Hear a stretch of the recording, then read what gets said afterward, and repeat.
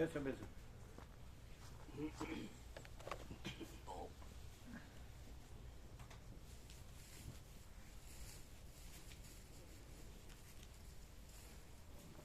કાચું બીંગડું પાકું બીંગડું જો આવ્યું કહીએ કાચું ને પાકું એટલે અનંત સ્વચ્છ મહાચિદાકાશ અનંત શાંતિ છે. આ હું છું એ કાચું બીંગડું અને અનંત સ્વચ્છ મહાચિદાકાશ અનંત શાંતિ છે અને આ હું નથી. આ હું છું એ કાચું બીંગડું અને આ હું નથી એ પાકું બીંગડું અને અનંત સ્વચ્છ મહાચિદાકાશ અનંત શાંતિ છે પૂર્ણ વિરામ તો કાચું નથી પાકું નથી. જો હે સો હે. બરાબર. તમને આજે ત્યાં અંદર સેવાની પ્રેરણાથી શું વાત છે? સફાઈ સેવા એ પ્રભુ આ પવન વધારે હતો, પવન દે એટલે પવન તો ઘણી વાર વધારે ના એટલે પાન વધારે પડે એટલે રોજ પડે છે. એ બાજુ જોયું કીધું છે એટલે હે? એ બાજુ આ હતા એટલે જોયું અંદર હતું એટલે એ તો કાયમ પડે છે. એ તો બ્રહ્મણી લહેર ફૂલ હોય જ છે.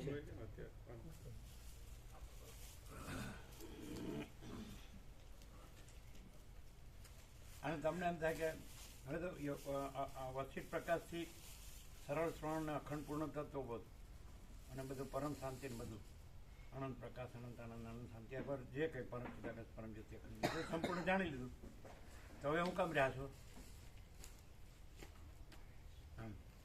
એમ કેવું નહીં પડે.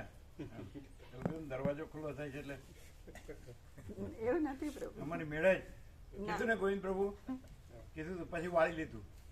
અંદર તો આવી જ ગયો. આમ કેમ તમે હતા ને અલ્યા? અમારું ધ્યાન આપણે મામા તરફ હતું.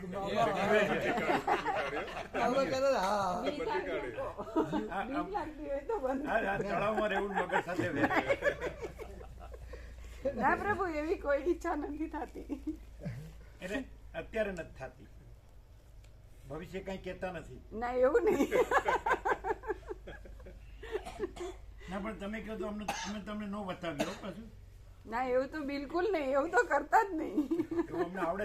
હા પણ એવું કરતા નહીં. Please please. મને એવી કૃપા છે હા કે જેને ભૂલવું હોય તો ક્ષણે ન ના લાગે. પણ એવું ન કરતા. મારી ગયા બધી સાંભળે જ નહીં. ના એવું અમે ઘણી વાર કીધું છે. કીધું છે ને અમે સાંભળ્યું છે. એ કે અમારે એવી કૃપા છે કે મરી ગયા સુધી ભૂલીએ જ નહીં. તત્સવિતુર વરેણ્યમ. કેમ એવું છે ને કે તમારો લાગ આવ્યો છે એટલે ગમે એની લ્યો તમે. કાંઈ એમાં શું ખાલી એક ઠીક છે મજા આવે છે. એમાં હવે શું ગરડા થયા અને ટાઈમ પાસ ક્યાં કરવો તો સારી જગ્યામાં રહ્યા છીએ ને સારો સત્સંગ સાંભળી છે. વસીટમાં તો શું ખોટું છે ને રામમાં એવું ના પ્રભુ એવું નથી. તો હવે હામાં શું આવશે? હા હવે વર્તનમાં આવશે. હે? હા હવે વર્તનમાં આવશે. અચ્છા. Practical. આમાં પરમાકાશ ને કોક વર્તવાનું છે. ના નથી વર્તવાનું. એમાં વર્તવાનું ને ન વર્તવાનું એ કોક કાંઈક છે. કેમ કહો પ્રભુ? ગોપ્રભુ કે જો હું કાંઈ બોલું તો તમે મને કઈ કહો. અને તમે મોઢામાં આંગળી નાખો તો એ તો ડેટામાંથી ગમે તે કાઢ નાખીએ. 46 વર્ષનું ના કેટલાય કોમ્પ્યુટર ભરાઈ ગયા. એ જેમ કહેતા હતા કે આ બધું તત્વબોધ લખ્યો 48 વર્ષનો અને આખો પહેલેથી તો કે અગાસી સુધી એની થપ્પી જાય બુકની એવું કે છે. એવું કહેતા હતા ને તમે? સાચું કે છે. સાચું કે છે. બહુ અતિશક્તિ આમ કરોડો આવી ગયા. સાચું હા પણ ભારત પ્રભુ બોલ્યા હતા સંપૂર્ણ ભગવાનના માણસ કે તમારા કરોડો ભક્તો છે એટલે મેં કીધું અમે બે જ બેઠા હતા ત્રીજું કોઈ હતું જ નહીં. એમ કીધું મને કરોડો ક્યાંથી દેખાય. અને અમે તો કીધું કે ભક્તિને ભગવાન છે જ નહીં. જ્ઞાની ને જ્ઞાન અને બ્રહ્મ એ છે જ નહીં. યોગી યોગ અને આત્મા પરમાત્મા છે જ નહીં. ત્રિપુટી ક્યાં? આમાં પરમાકાશ. અહીંયા એક સામાન્ય માણસ તરીકે કોઈ પણ એવું તો કહી શકે કે બરાબર ત્યાં એટલે જે જગતના જે કહેવાય કે જે સત્પુરુષો સાચા આત્માઓને એમણે યોગ વસિષ્ઠના સદગ્રંથોમાં શિરોમણી તરીકે સમર્થન કરેલું છે. એ વાત એ સાચી 100% સત્રાની સંસ્થા. અને એવું કહેતા હોય છે કે એ વિરળ હોય છે. જગલે ક્યાંક જ હોય છે. પોતે વાંચે તો વંચાય બાકી ગામડામાં એવું સાંભળ્યું કે 5-6 જણા 4-5 જણા ભેગા થઈને વંચાતું હોય ને બુઝુર્ગ જે અવસ્થાવાળા થયા ને એવું સાંભળ્યું. આપણે બાળપણમાં નહોતું જોયું, બરાબર. એ તો બોરિયામાં છે સોમા કડિયા લઈ ગયા દશરથ જાન, તો એમને ત્યાં હતું એટલે પહેલી વાર જોયું. એ તો એને તો કેટલા 46-47 વર્ષ થઈ ગયા ને, 47 વર્ષ.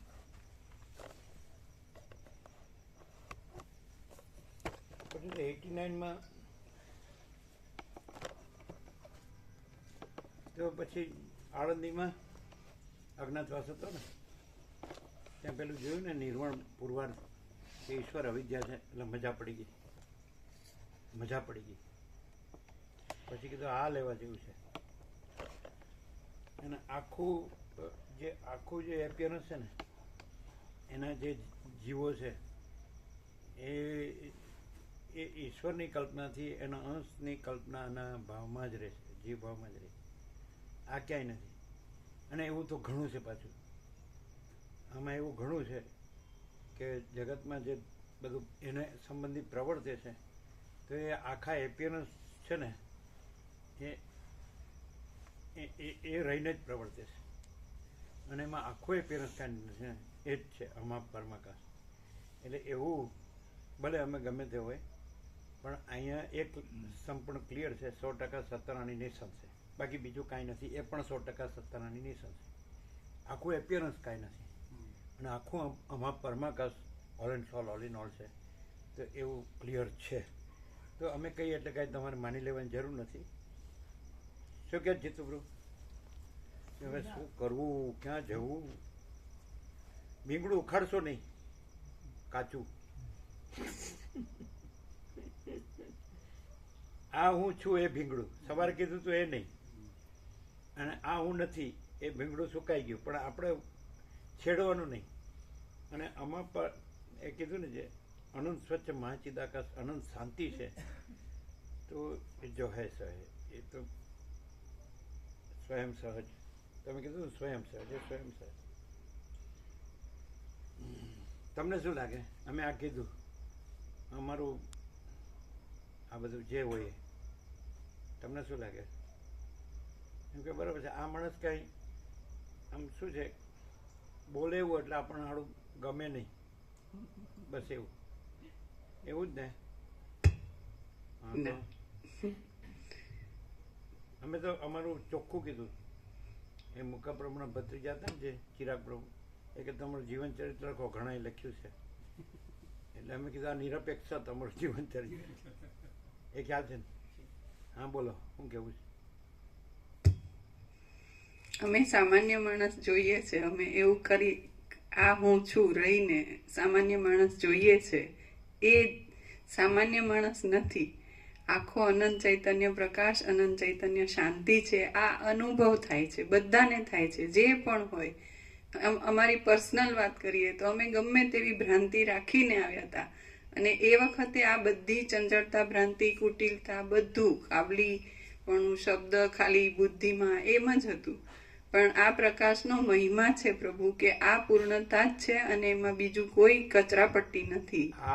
આ પ્રકાશનો એ મહિમા છે કે આ પ્રકાશ જ છે, પૂર્ણતા છે એની, પ્રકાશની પૂર્ણતા છે, અને એમાં કોઈ કચરાપટ્ટી નથી. આજે હું કે મારું માનવું કે મારું કંઈ પણ, તો આ પ્રકાશ એટલો બધો પ્યોર એન્ડ શ્યોર છે. અને એ પ્રભુની અનહદ કૃપા છે કે અમારા જેવા જીવને પણ, અમે જીવ માનતા હોઈએ તો પણ અમારા પોતાના સ્વરૂપમાં જાગૃત કરવા માટે અથાગ પ્રયત્ન અખંડ આ પ્રકાશ કરે છે.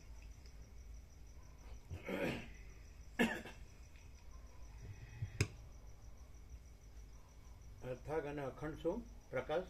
આ પ્રકાશ કરે છે એમ પ્રભુ, પ્રકાશ જ છે. ક્રિયાપદ.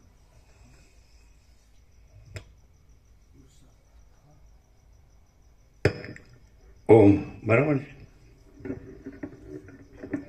ઓમ ઓમ બરાબર છે.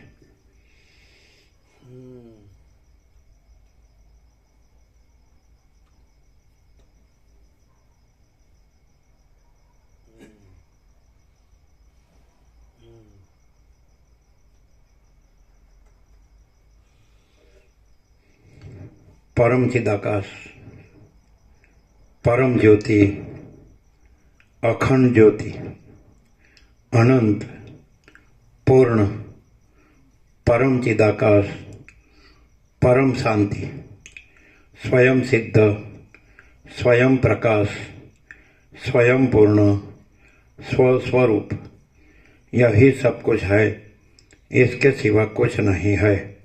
शून्यभास, अनंत कोटि, महाकल्पो है ही नहीं। वशिष्ठराम, निर्वाण पूर्वार्ध, राउंड 38मो राउंड।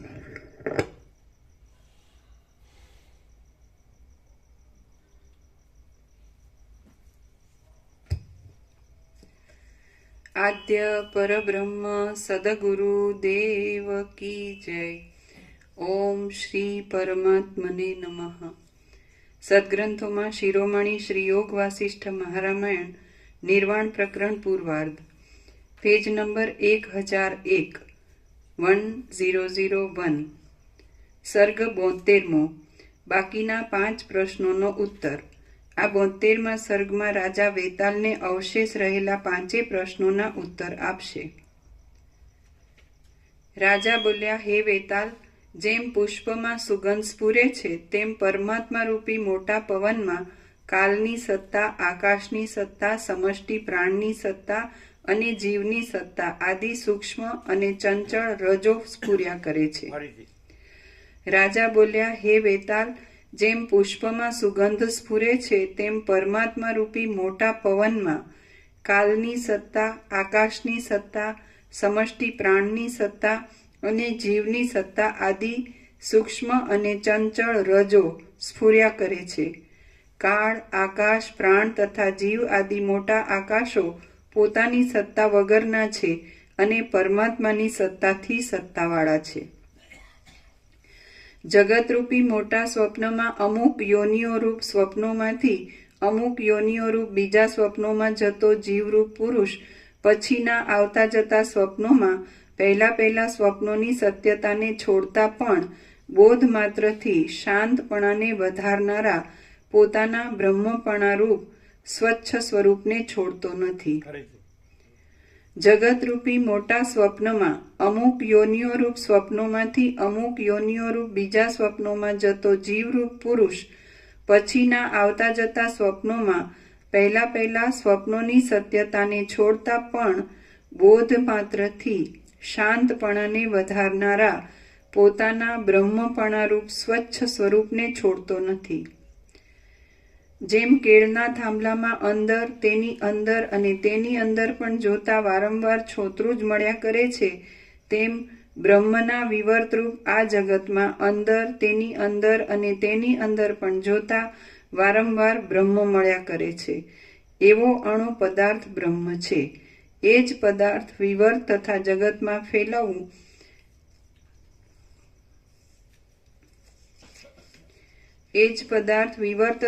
જગતમાં ફેલાવવું આદિ નિમિત્તોને લીધે સત, બ્રહ્મ તથા આત્મા ઇત્યાદિ શબ્દોથી કહેવાય છે, પણ વાસ્તવિક રીતે જોતા સઘળા ધર્મોથી શૂન્ય છે અને વચનથી કહી શકાય નહીં એવો છે કે જેથી કિંચિત પણ તે છે અને ન કિંચિત, અકિંચિત પણ તે છે.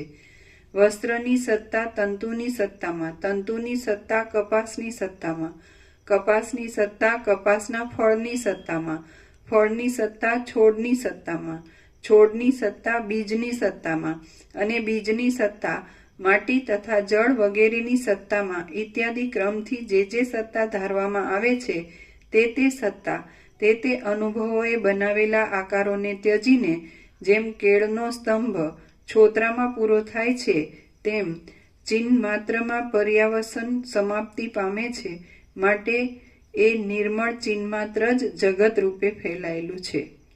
સૂક્ષ્મ હોવાથી અને મન વચન આદિથી અલભ્ય હોવાથી પરમાત્મા પરમ અણુ કહેવાય છે.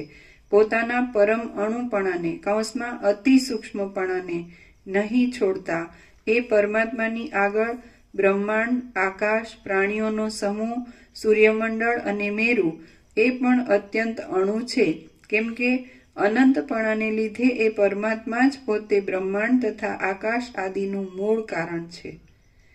આ જગત આદિ કે જે મર્યાદાવાળું હોવાથી સ્વપ્નના જગતની પેઠે તુચ્છ છે, તે અણુ છતાં પણ અત્યંત અનંતપણું ધરાવનારા પરમાત્માની આગળ પરમાણુની જેમ જણાય છે. જ્ઞાન માત્ર આત્મા કે જે ચક્ષુ આદિથી અલભ્ય હોવાને લીધે પરમ અણુ છે, સર્વને ભરપૂર કરનાર હોવાને લીધે મોટા પર્વત સમાન છે અને અધ્યારોપની દ્રષ્ટિથી સર્વ જગતરૂપી અવયવોવાળા હોવા છતાં પણ અપવાદની દ્રષ્ટિથી નિરવયવ છે, તેના શિલાના ગર્ભ જેવા ઘાટા ગર્ભમાં આ ત્રૈલોક્ય ઘાટી મજ્જારૂપ છે. હે વેતાલ, આ સઘળું બ્રહ્માંડ એ જ્ઞાન માત્ર પરમાત્માની અંદર મજ્જારૂપ છે એમ સમજ. હે મૂર્ખ વેતાલ, સઘળા જગતો જ્ઞાન માત્ર બ્રહ્મમાં કલ્પનાથી જ બેઠેલા છે. બ્રહ્મપદ કે જે શાંત છે, સ્વાભાવિક રીતે સુકુમાર છે અને મર્યાદા વગરનું છે, તેમાં તારા જેવાઓની તો ચાંચ પણ ખૂંચે એમ નથી. એટલા માટે તું મારા વચનને અનુસરીને તેનો અનુભવ કર અને અભિમાનને ત્યજીને બેસી રહે. શ્રી યોગ વાસિષ્ઠ મહારામાયણમાં નિર્વાણ પ્રકરણના પૂર્વાર્ધનો વેતાલ પ્રશ્નોત્તર વર્ણન નામનો સર્ગ 72મો સમાપ્ત. સર્ગ 73મો વેતાલનું શાંત થવું. આ 73મા સર્ગમાં વેતાલના પ્રશ્નોના નિર્ણયની સ્થિતિનો ઉપદેશ કહીને પછી ભગીરથ રાજાના વૃત્તાંતનો ઉપક્રમ જાહેર કહેવામાં આવશે. વસિષ્ઠ બોલ્યા, હે રામચંદ્રજી, વેતાલ એ પ્રમાણે રાજાને મોઢેથી સાંભળીને વિચારના પરિચયવાળી બુદ્ધિ ઉપરથી રાજાને તત્વવેત્તા જાણીને શાંત થયો અને શાંત મનવાળો થઈને એક બ્રહ્મ તત્વનું જ યોગ્ય રીતે મનન કરી ભયંકર ભૂખને પણ ભૂલી ગયો અને સમાધિસ્થ થયો. હે રામચંદ્રજી, આ તમારી પાસે વેતાલના પ્રશ્નોની જાળ તથા તેનું રાજાએ કરેલું ભેદન કઈ સંભળાવ્યું. રાજાએ કહેલા ક્રમ પ્રમાણે ચૈતન્યરૂપી અણુમાં આ જગત રહ્યું છે. ચૈતન્યરૂપી અણુના ગર્ભમાં રહેલું આ જગત બાળકે ભ્રાંતિથી કલ્પેલા વેતાલના શરીરની જેમ વિચારથી લય પામે છે અને તેનું જે અધિષ્ઠાન છે તે જ અવશેષ રહે છે. તમે સઘળા વિષયોમાંથી ચિત્તને ખેંચી લઈને તે ચિત્તને પરમાત્મામાં જોડી દો અને સઘળી ઈચ્છાઓને ત્યજી દઈને શાંત બુદ્ધિથી રહો. હે મનન કરનારા રામચંદ્રજી, મનને મનથી જ આકાશના જેવું નિર્લેપ કરીને એક પરબ્રહ્મમાં જે સઘળી વૃત્તિઓના લયથી ચિત્તને શાંત કરી મોહનો ત્યાગ કરો. સ્થિર બુદ્ધિવાળા થાઓ અને સર્વત્ર બ્રહ્મદ્રષ્ટિ કરતા રહો. જે પુરુષ ભગીરથ રાજાની પેઠે મનથી અસંગપણું રાખીને આવી પડેલા વ્યવહારને અનુસરે છે, તેના કષ્ટસાધ્ય કાર્યો પણ જેમ ભગીરથ રાજાનું કાર્ય સિદ્ધ થયું હતું તેમ સિદ્ધ થાય છે. સંપૂર્ણ શાંત મનવાળા, અત્યંત તૃપ્ત વૃત્તિવાળા અને સમ તથા સુખમય આત્મ સ્વરૂપની અંદર સર્વદા રહેનારા પુરુષના મનોરથો અત્યંત દુર્લભ હોય તો પણ જેમ સગર રાજાના પુત્રોને તથા તેમણે ખોદેલા સમુદ્રને સુખ આપનારો ભગીરથ રાજાનો ગંગાજીને પૃથ્વી પર ઉતારવાનો મનોરથ અનાયાસે સિદ્ધ થયો હતો તેમ સિદ્ધ થાય છે. શ્રી યોગ વાસિષ્ઠ મહારામાયણમાં નિર્વાણ પ્રકરણના પૂર્વાર્ધનો વેતાલાખ્યાન નામનો સર્ગ 73મો સમાપ્ત. સર્ગ 74મો ભગીરથ અને ત્રિતલ મુનિનો સંવાદ. આ 74મા સર્ગમાં ભગીરથ રાજાના ગુણોનું, તેને વિચારથી થયેલી ચિંતાનું અને ત્રિતલ મુનિની સાથે થયેલા સંવાદનું વર્ણન કરવામાં આવશે. રામ બોલ્યા, હે મહારાજ, ચિત્તના જે પ્રકારના ચમત્કારથી ભગીરથ રાજા ગંગાજી ઉતારી શક્યા હતા તે ચમત્કાર મારી પાસે કહો. વસિષ્ઠ બોલ્યા, સમુદ્ર સુધીની પૃથ્વીનો અધિપતિ, મહાધર્માત્મા અને પોતાના કૌશલ દેશનો તિલક જેવો ભગીરથ નામનો રાજા હતો. જેમ ચિંતામણીની પાસે સંકલ્પ કરતા જ ધારેલી વસ્તુઓ મળે છે, તેમ એ રાજાની પાસેથી સંકલ્પ કરતા માગણ લોકોને ધારેલા ધનો મળતા હતા. દાન આપવાના સમયમાં ધન જતું રહેવાથી કશી ગ્લાનિ નહીં થતા એ રાજાનું મુખ ચંદ્ર જેવું પ્રસન્ન જ રહેતું હતું. એ રાજા મહાત્મા લોકોના સંસાર વ્યવહારને ચલાવવા માટે તેઓને નિરંતર ધન આપ્યા કરતો હતો અને જેમ કામધેનુ ગાય લોકોને સઘળી વસ્તુઓ આપનારી હોવા છતાં પણ પોતે ખડ ખાવાનું છોડતી નથી, તેમ તે પોતાના રાજકીય હકથી મળેલા ઘાસને પણ તે છોડતો નહોતો. જેમ ગોળ ફરતા પ્રકાશતા લોઢાના યંત્રમાં રહેલો વજ્ર, હીરો, વેધક મણિ પોતાથી નીચેના હીરાને વજ્રને વિંધીને ગુણવાન દોરીવાળો બનાવે છે, તેમ ભગીરથ દુષ્ટો પર આક્રમણ કરીને તેમના દેશ વગેરે જીતી લઈ પોતાના પગ તળે રાખીને તેમના દુરાચરણ દૂર કરીને તેમને ગુણવાન બનાવતો. જેમ ધુમાડા વિનાના અગ્નિના જેવી શરીરની શોભાવાળો સૂર્ય આકાશમાં ફરી ફરીને થાકતા છતાં પણ લોકોના ઘરોના અંધકારને હરે છે, તેમ ધુમાડા વિનાના અગ્નિના જેવી શરીરની શોભાવાળો એ રાજા પ્રજાઓના પાલનને માટે પૃથ્વીમાં ફરી ફરીને થાકતા છતાં પણ મનુષ્યના મોહને અને ગરીબાઈને હરતો હતો. જેમ તપવાથી થયેલા તણખાના કણોની ધારા ચોતરફ ફેંકતો મધ્યાહન કાળમાં ઉત્પન્ન થયેલો સૂર્યકાંત મણિનો આજ્ઞા કાચનો અગ્નિ ખડ વગેરેમાં બળ્યા કરે છે, તેમ પ્રતાપથી થયેલી તેજની ધારાને ચારે બાજુ નાખતો એ ભગીરથ રાજા શત્રુઓના મંડળમાં પ્રકાશતો હતો. જેમ કોમળ તથા શીતળ સ્પર્શવાળો અને લોકોના મનને આનંદ આપતો ચંદ્રકાંત મણિ શીતળ ચંદ્રની સમીપમાં રસ બનીને વહે છે, તેમ કોમળ તથા શીતળ ઢબવાળો અને લોકોના મનને આનંદ આપતો એ ભગીરથ રાજા સુગ્ન લોકોની સમીપમાં એક રસ થતો હતો. ગંગાજીના પ્રવાહરૂપ જગતનું જનોય કે જે સ્વર્ગમાં તથા પાતાળમાં વહેવાથી બે તાંતણા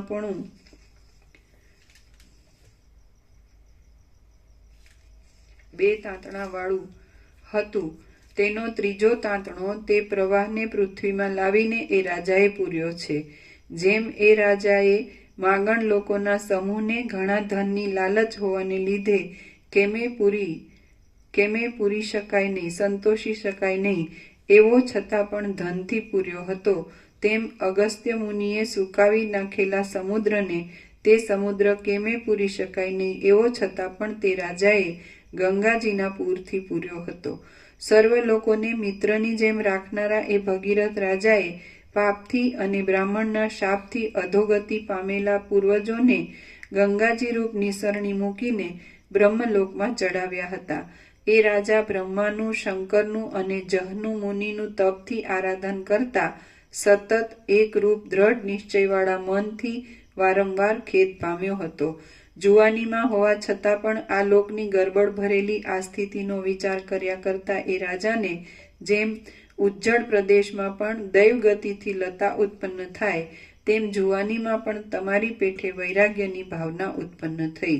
તેથી એ ભગીરથ એકાંતમાં બેસીને સંસારના વ્યવહારને વિચાર કરવા લાગ્યો કે આ જગત સાચું પણ નથી, ખોટું પણ નથી, પણ સદા રોગના જેવું વ્યાકુળ રહે છે. વખતો વખત દિવસ અને રાત્રિ આવ્યા કરે છે, એની એ લેવડ દેવડ ચાલ્યા કરે છે. એકના એક જ રસ વિનાના દુઃખોનો વધારો કરતા કર્મોમાં પ્રાણીઓ રત રહે છે, પણ કોઈ પરબ્રહ્મનો વિચાર કરતા નથી. જે કર્મનું ફળ પ્રાપ્ત થવાથી આ લોકમાં બીજું કાંઈ પામવાનું જ અવશેષ ન રહે, તે કર્મ ઉત્તમ કર્તવ્ય માનું છું. બાકીના કર્મો તો વિષુચિકા કોલેરાની જેમ દુઃખદાયી ફળોવાળા જ છે. મૂઢ બુદ્ધિવાળા લોકો વારંવાર એના એ કર્મો કરતા લજ્જા પામતા નથી. સારી બુદ્ધિવાળો કયો પુરુષ બાળકની જેમ એના એ કર્મો કરે? કોઈ ન કરે. વસિષ્ઠ બોલ્યા, હે રામચંદ્રજી, આ પ્રમાણે વિચાર કરતા એક દિવસે મનમાં ઉદ્વેગ પામેલા અને સંસારથી અત્યંત ભય પામેલા એ ભગીરથ રાજાએ એકાંતમાં ત્રિતલ નામના ગુરુને નીચે પ્રમાણે પૂછ્યું. ભગીરથ બોલ્યો, હે મહારાજ, અંદર સાર વિનાની અને લાંબા કાળથી ભમતા જીવોને રાગ દ્વેષાદિકના ફળરૂપ થતી આ સંસારરૂપ ઝાડીઓમાં અમે બહુ જ ખેદ પામ્યા છીએ. હે ગુરુજી, સંસાર આપનારા જરા, મરણ તથા મોહ આદિરૂપ સઘળા દુઃખોનો અંત શી રીતે આવે?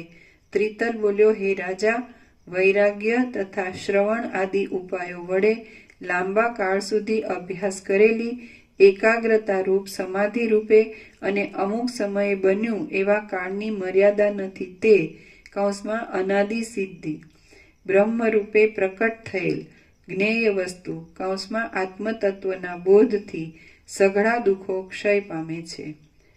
ત્રિતલ બોલ્યો, હે રાજા, વૈરાગ્ય તથા શ્રવણ આદિ ઉપાયો વડે લાંબા કાળ સુધી અભ્યાસ કરેલી એકાગ્રતા રૂપ સમાધિ રૂપે અને અમુક સમયે બન્યું તેવી કાળની મર્યાદા નથી તે અનાદિ સિદ્ધ બ્રહ્મ રૂપે પ્રકટ થયેલ જ્ઞેય વસ્તુ આત્મતત્વના બોધથી સઘળા દુઃખો ક્ષય પામે છે.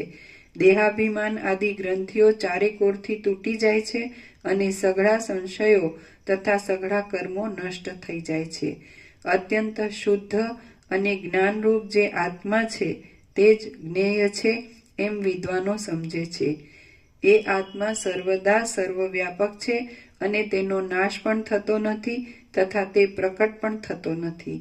ભગીરથ બોલ્યો, હે મુનીશ્વર, ચૈતન્ય માત્ર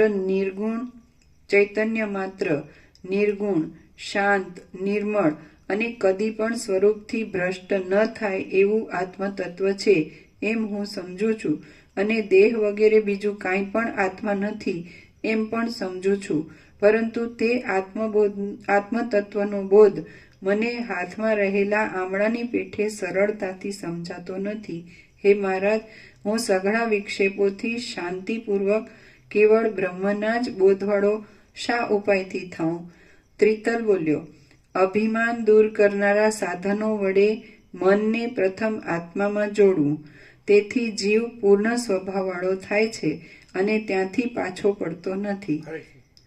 ત્રિતલ બોલ્યો, અભિમાન દૂર કરનારા સાધનો વડે મનને પ્રથમ આત્મામાં જોડવું, તેથી જીવ પૂર્ણ સ્વભાવવાળો થાય છે અને ત્યાંથી પાછો પડતો નથી. આસક્તિ રાખવી નહીં. પુત્ર, સ્ત્રીઓ તથા ઘર વગેરેમાં મોહ દૂર કરવો.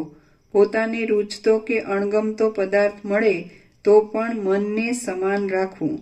એકાગ્રપણાથી નિરંતર આત્માની ભાવના કરવી.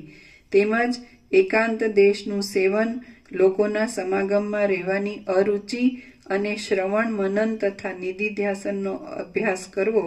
એ સાધનોથી આત્મતત્વનો સ્પષ્ટ બોધ થાય છે. આત્મતત્વને સમજવું એ જ જ્ઞાન કહેવાય છે અને એથી જે કાંઈ ઉલટું છે તે સઘળું અજ્ઞાન કહેવાય છે. હે રાજા, એ સઘળા સાધનોનું મૂળ અહંકારનો અભાવ છે. અહંકારનો અભાવ થાય તો રાગનો તથા દ્વેષનો ક્ષય કરનારું સંસારરૂપી રોગના ઔષધરૂપ જ્ઞાન પ્રાપ્ત થાય છે. ભગીરથ બોલ્યો, હે મહારાજ, પર્વતમાં લાંબા કાળથી જામી ગયેલા વૃક્ષની પેઠે આ શરીરમાં લાંબા કાળથી જામી ગયેલો અહંકાર શી રીતે છોડી શકાય? ત્રિતલ બોલ્યો, પુરુષ પ્રયત્નથી ભોગોના સમૂહની વાસનાને છોડી દઈ જે પુરુષ પોતાના શુદ્ધ આત્માનો સાક્ષાત્કાર કરે છે તેનો અહંકાર નષ્ટ થાય છે. ત્રિતલ બોલ્યો, પુરુષ પ્રયત્નથી ભોગોના સમૂહની વાસનાને છોડી દઈ જે પુરુષ પોતાના શુદ્ધ આત્માનો સાક્ષાત્કાર કરે છે તેનો અહંકાર નષ્ટ થાય છે. હું રાજા છું તો મારાથી ભિક્ષા શી રીતે માંગી શકાય? ઇત્યાદિ પ્રકારની લજ્જા વગેરે સઘળું બંધનકારી પાંજરું છે. એ જ્યાં સુધી સર્વના ત્યાગરૂપી સાધનથી ભાંગ્યું નથી ત્યાં સુધી અહંકાર નષ્ટ થાય નહીં. તમે બુદ્ધિથી એ સઘળાનો ત્યાગ કરીને નિશ્ચળ રહો તો અહંકારનો લય થાય એટલે તમે જ પરમપદ છો એમ સમજાય. છત્ર ચામરાદિક સઘળા રાજ ચિહ્નોને, ભયને તથા સઘળી તૃષ્ણાઓને છોડી દઈ એક પાઈ પણ ન હોય તેવા ગરીબ થઈ સઘળી લક્ષ્મીને શત્રુઓના નેત્રમાં સોંપી દઈ અહંકારને તથા દેહના અનુસંધાનને પણ છોડી દઈ તમે શત્રુઓને ત્યાં જ ભિક્ષા માગો અને પૂર્ણપણાને લીધે મારી પાસેથી પણ કશું સમજવાની ઈચ્છા વગરના થાઓ તો એ સઘળા ઉત્કૃષ્ટ ગુણોને લીધે તમે જ પરબ્રહ્મરૂપ થશો. પછી તમને સંસાર પ્રાપ્ત થવાની સંભાવના પણ નહીં રહે. સર્ગ 74મો સમાપ્ત. સર્ગ 75મો ભગીરથનો ત્યાગ. આ 75મા સર્ગમાં ભગીરથ રાજાએ યજ્ઞો કરવાના મિષથી સર્વસ્વનો ત્યાગ કર્યાનું, ભિક્ષા માગવાનું અને કેટલાયક સ્થળોમાં ત્રિતલની સાથે વાસ કર્યાનું વર્ણન કરવામાં આવશે. વસિષ્ઠ બોલ્યા, હે રામચંદ્રજી, એ પ્રમાણે ત્રિતલ નામના ગુરુના મોઢેથી સાંભળી મનમાં કર્તવ્યનો નિશ્ચય કરીને ભગીરથ રાજા પોતાના કામકાજો કરવા લાગ્યો. કેટલાયક દિવસો ગયા પછી તે રાજાએ સર્વના ત્યાગની સિદ્ધિને માટે અગ્નિષ્ટોમથી માંડી વિશ્વજીત નામના યજ્ઞ સુધીની સઘળી ક્રિયાઓ કરી. ગુણવાનનો કે મૂર્ખનો કશો વિચાર ન કરતા બ્રાહ્મણોને અને પોતાના બંધુઓને ગાયો, પૃથ્વી, ઘોડા તથા સુવર્ણ આદિ સઘળું ધન આપી દીધું. 3 દિવસની અંદર જ સઘળા દ્રવ્યોનો ત્યાગ કરીને એ ભગીરથ રાજાએ કેવળ પોતાનું જીવન જ બાકી રાખ્યું. પછી સઘળા દ્રવ્યોથી ખાલી થયેલા અને તેથી જેના મંત્રીઓ તથા પ્રજાઓ ખેદ પામતા હતા એવા રાજ્યને ભગીરથ રાજાએ તરણાની પેઠે પોતાના પાડોશી રાજાને આપી દીધું. રાજ્ય, ઘર અને બીજા મંડળો શત્રુને સ્વાધીન કરી દીધા. પછી ભગીરથ રાજા પોતાની સાથે કેવળ લંગોટી લઈને પોતાના દેશમાંથી નીકળ્યો. ધીરજવાળો એ ભગીરથ રાજા એવા ગામોમાં તથા જંગલોમાં રહેવા લાગ્યો કે જેઓમાં એ ભગીરથ છે એમ પણ ઓળખવામાં ન આવે અને બીજા લોકોના મોઢેથી પોતાનું નામ પણ સાંભળવામાં ન આવે. એ પ્રમાણે થોડા કાળથી જ જેની સઘળી તૃષ્ણાઓ શાંત થઈ ગઈ હતી એવો એ રાજા પરમ શાંતિથી આત્મ સ્વરૂપમાં લીન થયો. ભૂમંડળમાં તે દ્વીપોમાં ફરતા કોઈ દિવસે દૈવને આધીન થઈને એ રાજા શત્રુએ દબાવેલી પોતાની રાજધાનીમાં જ આવ્યો અને ક્રમથી પ્રાપ્ત થયેલા મંત્રીઓના, પ્રજાજનોના તથા બીજા પણ અનેક ઘરોમાં ભિક્ષા માંગવા લાગ્યો. આ ભગીરથ રાજા છે એમ ઓળખવામાં આવતા પ્રજાઓએ તથા મંત્રીઓએ ખેદ પામીને તેની ઘણી પૂજા કરી. હે મહારાજ, આપનું રાજ્ય આપ લો એમ શત્રુએ પ્રાર્થના કર્યા છતાં પણ જેને સઘળી વસ્તુઓ ઉપર અનાદર જ હતો એવા એ રાજાએ કેવળ ભોજન સિવાય બીજી તરણા જેવી હલકી વસ્તુઓનો પણ સ્વીકાર કર્યો નહીં. હાય, આ ભગીરથ રાજા છે અને તેણે રાજ્ય છોડી દીધું એ બહુ ભૂંડું કર્યું છે એમ લોકો જેનો અફસોસ કરતા હતા એવો એ રાજા કેટલાયક દિવસો ત્યાં જ ગાળીને પછી બીજા દેશમાં ગયો. બીજે સ્થળે પણ તે શાંત બુદ્ધિથી પોતાના આત્મામાં આરામ લેતો હતો ત્યારે તેને અકસ્માત આત્મારામ ત્રિતલ મુનિનો સમાગમ થયો. ભગીરથ રાજા તેમને વંદન આદિ સત્કાર કરીને તેમની સાથે જ કેટલાક કાળ સુધી પર્વતોમાં, ગામોમાં, વનોમાં, પુરોમાં તથા જન સમુદાયોમાં રહ્યો. બ્રહ્મપણાને પામેલા અને સરખી જ સ્થિતિથી રહેલા એ ગુરુ અને શિષ્ય બ્રહ્મનિષ્ઠપણાને લીધે દેહના ધારણને એક જાતના વિનોદ રૂપ જ ગણવા લાગ્યા. આ દેહને શા માટે રાખવો? આ દેહને છોડી દેવાથી પણ આપણને શો લાભ થાય એમ છે? શાસ્ત્રીય આચારને અને લૌકિક આચારને અનુસરીને આ દેહ જેમ વર્તે છે તેમ ભલે વર્તે એ પ્રમાણે નિશ્ચય કરીને રહેતા અને એક વનમાંથી બીજા વનમાં જતા એ બંને જણ પરમાનંદ પામ્યા કે જે પરમાનંદ વિષયાનંદોથી તથા દુઃખોથી રહિત છે અને સુખ દુઃખ વગરની મધ્યાવસ્થાથી પણ રહિત છે. ધનોને, ઘોડાઓને, વૈભવાદિકને અને પ્રસન્ન થયેલા બ્રહ્માદિકોએ આપેલી 8 સિદ્ધિઓને પણ તે જૂના ખડ સમાન માનવા લાગ્યા. કોઈ જાતની ઈચ્છા રાખ્યા વિના જ્યાં સુધી આયુષ્ય હોય ત્યાં સુધી આપણે પ્રારબ્ધ ઉપર જ આ દેહને રાખવો એવો નિશ્ચય કરીને તેઓ પ્રારબ્ધ કર્મથી જ રહેવા લાગ્યા. સ્પૃહા વિનાના સ્વભાવથી જ પરમ શાંતિવાળા અને બ્રહ્મથી એક રસ થયેલા એ ઉત્તમ મુનિઓ પ્રારબ્ધ કર્મ અનુસાર પ્રાપ્ત થયેલા સુખો તથા દુઃખોને પણ માન આપવા લાગ્યા. શ્રી યોગ વાસિષ્ઠ મહારામાયણમાં નિર્વાણ પ્રકરણના પૂર્વાર્ધનો ભગીરથ નિર્વાણ નામનો સર્ગ 75મો સમાપ્ત. સર્ગ 76મો ભગીરથને પુનઃ રાજ્ય પ્રાપ્તિ તથા ગંગાનું અવતરણ. આ 76મા સર્ગમાં ભગીરથને ફરીવાર રાજ્ય મળવાનું અને તેણે બ્રહ્માદિકનું આરાધન કરીને ગંગાજીને પૃથ્વી ઉપર ઉતાર્યાનું વર્ણન કરવામાં આવશે. વસિષ્ઠ બોલ્યા, પછી એક દિવસે કોઈ દેશના કોઈ ઉત્તમ નગરમાં જેમ માછલું માંસને ખેંચી જાય તેમ સંતાન વગરના રાજાને મૃત્યુ ખેંચી જતા ખેદ પામેલા અને જેમના દેશની રાજપાલનની મર્યાદા નષ્ટ થઈ હતી એવા તે નગરના મંત્રી વગેરે લોકો પાલનમાં જોઈએ તેવા સદ્ગુણોથી શોભતા કોઈ બીજા રાજાને શોધતા હતા. તે સમયમાં સ્થિરતાવાળો અને ભિક્ષા માંગતો એ ભગીરથ રાજા તેમને મળ્યો. ભગીરથને ઓળખી સૈન્યમાં લાવીને તેમણે તેનો રાજ્યાભિષેક કર્યો. જેમ વર્ષા ઋતુમાં જળથી સરોવર પૂર્ણ થઈ જાય તેમ ક્ષણ માત્રમાં મોટી સેનાથી પૂર્ણ થયેલો એ ભગીરથ રાજા તરત હાથી ઉપર બેઠો. રાજાધિરાજ ભગીરથ રાજા જય પામે છે એવા શબ્દોથી લોકો બોલવા લાગતા. તે શબ્દોથી પર્વતોની મોટી મોટી ગુફાઓ પણ ગાજવા લાગી. એ નગરમાં રહીને રાજ્યનું પાલન કરતા એ ભગીરથની પાસે તેના કોસલ દેશની પ્રજાઓ તથા મંત્રીઓ પ્રેમથી આવ્યા અને આવીને તેમણે ભગીરથ રાજાને નીચે પ્રમાણે વિજ્ઞપ્તિ કરી. પ્રજાઓ તથા મંત્રીઓ બોલ્યા, મહારાજ, આપ અમારા ઉપર જે રાજાને સ્થાપી ગયા હતા તે રાજાને જેમ માછલું કોમળ માંસને ખાઈ જાય તેમ મૃત્યુ ખાઈ ગયો. એટલા માટે હવે આપે તે રાજ્યનું પાલન કરવાની કૃપા કરવી જોઈએ. જે સુખો તથા ભોગો માગ્યા વિના પ્રાપ્ત થાય તેમનો ત્યાગ કરવો યોગ્ય નથી. વસિષ્ઠ બોલ્યા, એ પ્રમાણે લોકોએ પ્રાર્થના કરતા ભગીરથ રાજાએ તેમના વચનનો સ્વીકાર કર્યો કે જેથી તે 7 સમુદ્રોવાળી પૃથ્વીનો અધિપતિ થયો.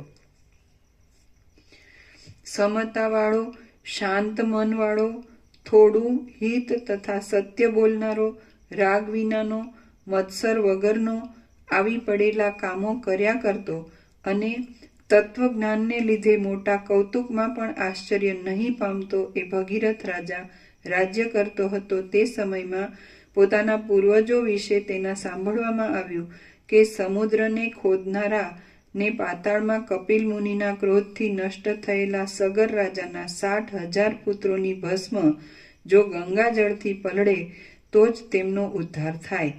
આ સમયમાં ગંગાજી પૃથ્વી ઉપર ન હતા, તેથી ભગીરથના પૂર્વજોનો ઉદ્ધાર ગંગાજળ વિના નહીં થાય એમ વાણી થઈ હતી. ત્યારથી માંડીને ભગીરથ રાજાએ ગંગાજીને સ્વર્ગમાંથી પૃથ્વી પર ઉતારવાની દ્રઢ પ્રતિજ્ઞા લીધી. પછી એ શાંત સ્વભાવવાળો ભગીરથ રાજા પોતાના રાજ્યને મંત્રીઓના હાથમાં સોંપીને ગંગાજીને ઉતારવા માટે તપ કરવાનો નિશ્ચય કરીને નિર્જન વનમાં ગયો. ત્યાં હજારો વર્ષની તપશ્ચર્યાથી તેણે વારંવાર બ્રહ્માનું, શંકરનું અને જહનુ મુનિનું આરાધન કરીને ગંગાજીને સ્વર્ગમાંથી ઉતારીને પૃથ્વી ઉપર વહેતા કર્યા. જગતના પતિ સદાશિવના મસ્તક પર વિરાજનારા અને જાણે મહાત્માઓના ઘણા ઘણા પુણ્યોનો સમુદાય હોય એવા ગંગાજી આકાશમાંથી ઉતરી પૃથ્વી પર વહેવા લાગ્યા. ત્યારથી માંડીને નિર્મળ ચળકતા તરંગોની શોભાવાળા પોતાના ફીણના સમૂહોથી જાણે હાસ્ય કરતા હોય એવા, જાણે સ્વચ્છ પુણ્યોરૂપી માંજરોવાળી ધર્મની લતા હોય એવા અને જાણે ભગીરથ રાજાના યશને ફરવાની સડક હોય એવા ગંગાજી પૃથ્વી પર પધાર્યા છે. શ્રી યોગ વાસિષ્ઠ મહારામાયણમાં નિર્વાણ પ્રકરણના પૂર્વાર્ધનો ગંગાવતરણ નામનો સર્ગ 76મો સમાપ્ત. સર્ગ 77મો. ચુડાલાનું આખ્યાન અને શિખી ધ્વજનો વિવાહ. આ 77મા સર્ગમાં ઉપરના વિષયને દ્રઢ કરવા સારું ચુડાલાનું આખ્યાન કહેવામાં આવશે અને શિખીધ્વજ રાજાના મહાત્મ્યની, વિવાહની તથા ક્રીડાની કથા કહેવામાં આવશે. વસિષ્ઠ બોલ્યા, હે રામચંદ્રજી, ભગીરથ રાજાની બુદ્ધિએ ધરેલા એ વિચારનો આશ્રય કરીને સમ, સ્વસ્થ તથા શાંત બુદ્ધિવાળા રહીને તમે આવી પડેલો વ્યવહાર કર્યા કરો. તમે પ્રથમ આ સઘળા વૈભવોનો ત્યાગ કરીને મનરૂપી પક્ષીને હૃદયમાં રોકીને શિખીધ્વજની પેઠે શાંત રીતે પોતામાં જ નિશ્ચળ રહો. રામ બોલ્યા, હે મહારાજ, એ શિખીધ્વજ કોણ હતો અને તેને શી રીતે બ્રહ્મપદ મળ્યું હતું? ફરી પણ બોધની વૃદ્ધિને વાસ્તે એ કથા મને કહો. વસિષ્ઠ બોલ્યા, પરસ્પર સ્નેહને પ્રાપ્ત થયેલા શિખીધ્વજ રાજા અને તેની રાણી ચુડાલા પૂર્વના દ્વાપર યુગમાં હતા અને હવે પછીના દ્વાપર યુગમાં પણ પાછા એના એવા થશે. રામ બોલ્યા, હે વક્તાઓમાં ઉત્તમ ગુરુ મહારાજ, જે પ્રથમના કાળમાં હતું તે પાછું ભવિષ્ય કાળમાં તેવી ને તેવી સ્થિતિથી શા માટે થશે એ મને કહો. વસિષ્ઠ બોલ્યા, બ્રહ્માદિક લોકોના સત્ય સંકલ્પો રૂપી સંવિદ કે જે જગતની રચનામાં નિયમરૂપ છે તેને કોઈથી અટકાવી શકાય નહીં એવો જે સ્વભાવ છે તે જ એમ થવામાં કારણરૂપ છે. કેટલાયક ફળ વગેરે પદાર્થો ઘણી વાર બીજા થઈને વારંવાર તેવાને તેવા જ થાય છે. વૃક્ષોના થડો વગેરે કેટલાયક પદાર્થો એના એ રહે છે અને વળી તેઓ કપાઈ ગયા પછી મુદ્દલ રહેતા નથી. કેટલાયક પદાર્થો પૂર્વના જેવી જ ગોઠવણવાળા થાય છે અને તે એકબીજાના જેવા હોવાથી જણાઈ આવે છે. જેમ તળાવમાં સરખા તરંગો પણ દેખાય છે અને પૂર્વથી જુદા તરંગો પણ દેખાય છે, તેમ સંસારમાં સરખી વ્યવસ્થાઓ પણ દેખાય છે અને પહેલાના કરતા જુદી વ્યવસ્થાઓ પણ દેખાય છે. એ જ રીતે જેમ હવે પછી કહેવાની કથાનો નાયક શિખીધ્વજ રાજા પૂર્વે હતો તેવો જ બીજા મહાતેજસ્વી શિખીધ્વજ રાજા ભવિષ્યના દ્વાપરમાં પણ થશે. એ શિખીધ્વજ રાજાનો વૃત્તાંત કહું છું તે સાંભળો. આ સૃષ્ટિમાં 7મો મન્વંતરની પૂર્વે યુગોની જે ચોથી ચોકડી પસાર થઈ ગઈ તે ચોકડીના દ્વાપર યુગમાં કૌરવોના વંશથી શિખીધ્વજ નામનો રાજા હતો. એ રાજા જંબુદ્વીપમાં પ્રસિદ્ધિ પામેલા વિંધ્યાચળની નજીક ઉજ્જૈન નામના શહેરમાં રાજ્ય કરતો હતો. ધીરજ, ઉદારતા, ક્ષમા, શમ, દમ, શૌર્ય, સદાચાર, મિત ભાષણ, કોમળતા, સ્નેહ, માધુર્ય, ચાતુરી, સૌંદર્ય, શાંતિ, સૌભાગ્ય, પ્રતાપ, સત્સંગ, સઘળા શાસ્ત્રોનું શ્રવણ અને નિરભિમાનપણું ઇત્યાદિ અનેક ગુણોનો જાણે સમુદ્ર હોય એવા એ રાજાએ સઘળા યજ્ઞો કર્યા હતા, સઘળા વીર લોકોને જીત્યા હતા, સઘળા કાર્યો કર્યા હતા અને સ્ત્રી વ્યસન વગેરેને તરણા જેવા તુચ્છ ગણીને પોતાથી દૂર જ રાખ્યા હતા. અદ્ભુત રીતે પૃથ્વીનું પાલન કરનારા, ધર્મ ઉપર રુચિ રાખનારા, પ્રીતિના સમુદ્રરૂપ, બીજાઓને પણ જેમનાથી સારી કેળવણી મળે એવા ભાષણો કરનારા, સર્વ સંપત્તિઓને આપનારા, સઘળી સંપત્તિઓને ભોગવનારા અને સઘળી કળાઓને જાણનારા એ મહાતેજસ્વી શિખીધ્વજે પોતાનો પિતા સ્વર્ગવાસી થયા પછી બાલ્યાવસ્થામાં જ 16 વર્ષ સુધી દિગ્વિજયનું કામ કરીને સઘળી પૃથ્વીનું સામ્રાજ્ય મેળવ્યું હતું. એ બુદ્ધિમાન રાજા ધર્મની રીતિ પ્રમાણે પ્રજાઓનું પાલન કરતો હતો, શત્રુઓથી નિર્ભય થઈને રહ્યો હતો, મંત્રીઓની સાથે વિચાર કરીને સઘળા કાર્યો કરતો હતો અને યશથી દિશાઓને ઉજ્જવળ કરતો હતો. આ પ્રમાણે રાજ્ય કરતા તે યૌવનને ઉંમરે આવી ઊભો રહ્યો.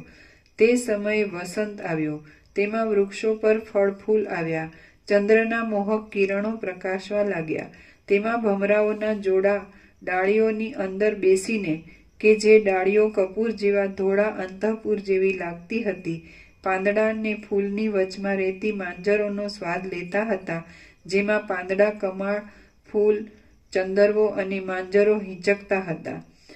તે સમયે સુગંધી શીતળ મંદ પવન વાતો હતો. આ સર્વ જોઈને શિખીધ્વજ રાજાને કોઈ સ્ત્રી સાથે પરણવાની ઈચ્છા થઈ. પુષ્પોના સમૂહના સુગંધોરૂપ મધુર આસવોથી મત્ત થયેલું અને તેથી વસંતવાળા વનની જેમ રાગવાળું થયેલું એ રાજાનું મન સ્ત્રી વિના બીજા કોઈ વિષયમાં ચોંટતું ન હતું. એ રાજા વિચારતો હતો કે બગીચાઓના હિંડોળાઓમાં તથા લીલા કરવાના સરોવરોમાં બેસી સોનેરી રંગના કમળોની કળીઓ જેવા સ્તનોવાળી, કેસરના લેપનોવાળી અને પ્રેમથી ભરેલી મુગ્ધા સ્ત્રીને હું ક્યારેક ખોળામાં બેસાડીશ. હું કમળોની વેલોના હિંડોળામાં જેમ ભ્રમર ભ્રમરીને બેસાડે છે તેમ ચપળ બાળાને હાથ વડે તેડી લઈને ક્યારે બેસાડીશ. કમળ, નાળ, હાર ડોલર અને ચંદ્રના સમૂહને ઈચ્છનારી ચંદ્રના જેવી ગોરી સુંદરી મારે માટે ચિંતા કરી ક્યારે કામદેવથી બળશે. એ પ્રમાણે વિચારતો એ રાજા ફૂલો વીણવા માટે વનોમાં, ફૂલવાડીઓમાં, ઉપવનોની પંક્તિઓમાં ને લીલા કરવાના સરોવરોમાં વિહાર કરવા લાગ્યો. લતાઓના મંડપોમાં તથા અનેક ઉદ્યાનોની ભૂમિકાઓમાં વનોની તથા ઉપવનોની ગોઠવણોના વર્ણનોથી ભરેલી અને અંદર શૃંગાર રસવાળી કથાઓમાં ઉત્સુકપણાથી વિનોદ કરવા લાગ્યો. છાતી પર પહેરેલા હારોથી શોભતી ચપળ ચોટલાઓવાળી અને સોનાના કળશો જેવા સ્તનોવાળી મુગ્ધાઓની તે પ્રશંસા કરવા લાગ્યો. રાજા આવી ચેષ્ટાઓ કરવા લાગ્યો એટલે વિદ્વાન મંત્રીઓ તેના મનના નિશ્ચયને જાણી ગયા, કેમ કે ચેષ્ટાઓ અને આકૃતિ ઉપરથી રાજાના અભિપ્રાયને જાણી લેવો એ જ મંત્રીઓમાં મંત્રીપણાની યોગ્યતા છે. પછી તેના વિવાહની ગોઠવણ કરવાની તજવીજ કરતા મંત્રીઓએ તે રાજાને માટે સોરઠના રાજાની ચુડાલા નામની કન્યાનું માંગું કરતા સોરઠના રાજાએ તે માંગું મંજૂર કર્યું. ઘણી દાસીઓવાળી, નવીન યૌવનવાળી અને જાણે પ્રતિબિંબ હોય તેમ પોતાના જ જેવી એ ચુડાલાને એ શિખીધ્વજ રાજા પરણ્યો. પૃથ્વીમાં ચુડાલા એ નામથી પ્રખ્યાતિ પામેલી એ રાજકન્યા શિખીધ્વજને પ્રાપ્ત થઈને ખીલેલી કમલિનીની પેઠે શોભવા લાગી. જેમ સૂર્યનારાયણ કમલિનીને ઉઘાડે છે તેમ શિખીધ્વજે સ્નેહથી નીલ કમળોના જેવી નેત્રની અણીઓવાળી એ ચુડાલાને આનંદમગ્ન કરી. જેમના ચિત્ત પરસ્પરમાં લાગી ગયા હતા એવા એ દંપતીની પ્રીતિ વધવા લાગી. હાવભાવ આદિ શૃંગારની ચેષ્ટાઓથી ભરેલા અંગોથી ચુડાલા નવીન લતાની જેમ શોભવા લાગી. મંત્રીઓ જેને સઘળી સગવડો કરી આપતા હતા એવો અને સ્વસ્થ પ્રજાવાળો એ સુખી રાજા જેમ રાજહંસ કમલીની સાથે રમે તેમ તે પ્યારીની સાથે અંતઃપુરોમાં, હિંડોળાઓમાં, લીલા કરવાના સરોવરોમાં, બગીચાઓમાં, વિહારની ભૂમિઓમાં, લતાઓના તથા પુષ્પોના માંડવાઓમાં, કદંબોના વનોની ઝાડીઓમાં, ચંદનોની તથા અગરુઓની ઝાડીઓમાં, હાર સિંગારના પુષ્પોની માળાઓથી શોભી રહેલી કેળોમાં, નગરની સીમાઓમાં, દિશાઓમાં, તળાવોમાં, જંગલોમાં, એકાંતોમાં અને જાંબુના, લીંબુના તથા જુઈના વૃક્ષોમાં રમવા લાગ્યો.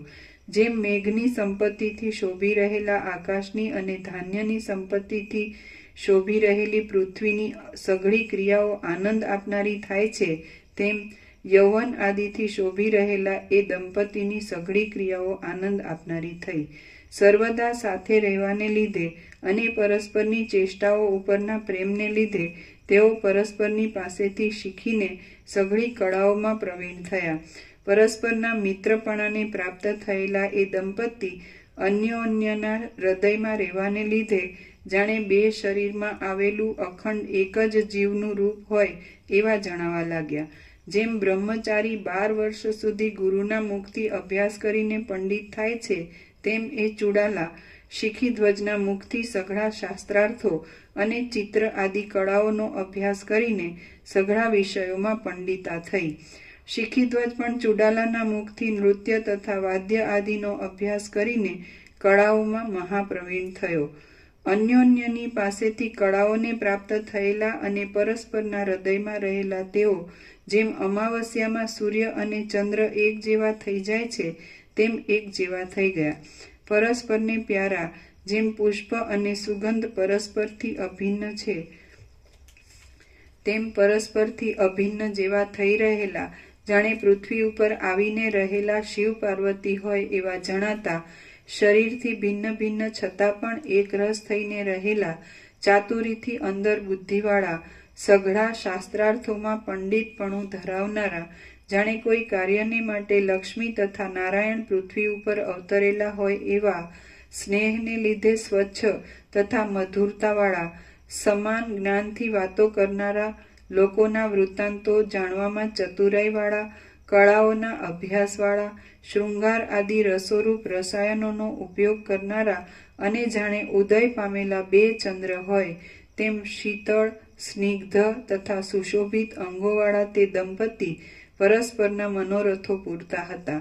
જેમ વિકાસ પામેલા મદથી અને કામદેવથી મંદ મંદ ગતિ કરનારું રાજહંસોનું જોડું સત્યલોકના ગંભીર સરોવરોમાં શોભે, તેમ રતિના તથા ભોગના વિલાસથી પરસ્પરના મનને હરનારું અને સર્વોત્તમ કાંતિવાળું એ જોડું અંતઃપુરોમાં શોભવા લાગ્યું. શ્રી યોગ વાસિષ્ઠ મહારામાયણમાં નિર્વાણ પ્રકરણના પૂર્વાર્ધનો શિખીધ્વજ વિલાસ કથન નામનો સર્ગ 77મો સમાપ્ત. સર્ગ 78મો ચુડાલાને વૈરાગ્ય અને આત્મબોધ. આ 78મા સર્ગમાં અનુક્રમે વૈરાગ્યની ઉત્પત્તિ, વેદાંત શાસ્ત્રના અભ્યાસમાં નિષ્ઠા, ચુડાલાનો વિવેક અને જ્ઞાનની પ્રાપ્તિ વગેરેનું વર્ણન કરવામાં આવશે. વસિષ્ઠ બોલ્યા, હે રામચંદ્રજી, એ પ્રમાણે દ્રઢ પ્રેમવાળા એ જોડાએ દિવસે દિવસે વૃદ્ધિ પામતી યૌવનની લીલાઓથી ઘણા વર્ષો સુધી વિહાર કર્યો. વારંવાર આવ્યા કરતા ઘણા વર્ષો પસાર થયા અને જેમ ફૂટેલા ઘડામાંથી પાણી ટપકી જાય તેમ ધીરે ધીરે યૌવન પૂરું થતાં એ યુગલે નિર્ણય કર્યો કે તરંગોના સમૂહની જેમ વિનાશ પામનારા દેહથી વ્યવહાર કરનારા જીવનું મરણ પાકેલા ફળના પડવાની જેમ કોઈ ઉપાયથી અટકાવી શકાય તેમ નથી. જેમ હિમ કમળ ઉપર પડવાને તૈયાર રહે છે તેમ ઘડપણ શરીર ઉપર પડવાને તૈયાર રહે છે. જેમ હથેલીમાંથી પાણી ચાલ્યું જાય છે તેમ પ્રાણીનું આયુષ્ય વહી જાય છે. જેમ વર્ષા ઋતુમાં કડવા તુંબડાની વેલ વધ્યા કરે છે તેમ એકલી તૃષ્ણા વધ્યા કરે છે. જેમ પહાડની નદીનું ચોમાસાનું પૂર જતું જ રહે છે તેમ યૌવન જતું જ રહે છે. જેમ ઇન્દ્રજાળ મિથ્યા છે તેમ ટૂંકું થવાના સ્વભાવવાળું જીવન મિથ્યા છે. જેમ ધનુષ્યમાંથી છૂટેલા બાણો દૂર દૂર ચાલ્યા જાય છે તેમ સુખ સાધનો દૂર દૂર રહ્યા કરે છે. જેમ માંસ ઉપર ગીધો ઝડપ નાખે છે તેમ તૃષ્ણા અને દુઃખો ચિત્ત ઉપર ઝડપ નાખ્યા કરે છે. જેમ વર્ષા ઋતુમાં પાણીનો પરપોટો નાશ પામે છે તેમ શરીર ઘડીક માટે છે. જેમ કેળનો ગર્ભ સાર વિનાનો છે તેમ સંસાર સંબંધી વ્યવહાર પણ સાર વિનાનો છે. જેમ અપ્રિય લાગતા પતિની સ્ત્રી તરત જતી રહે છે તેમ જુવાની તરત જતી રહે છે.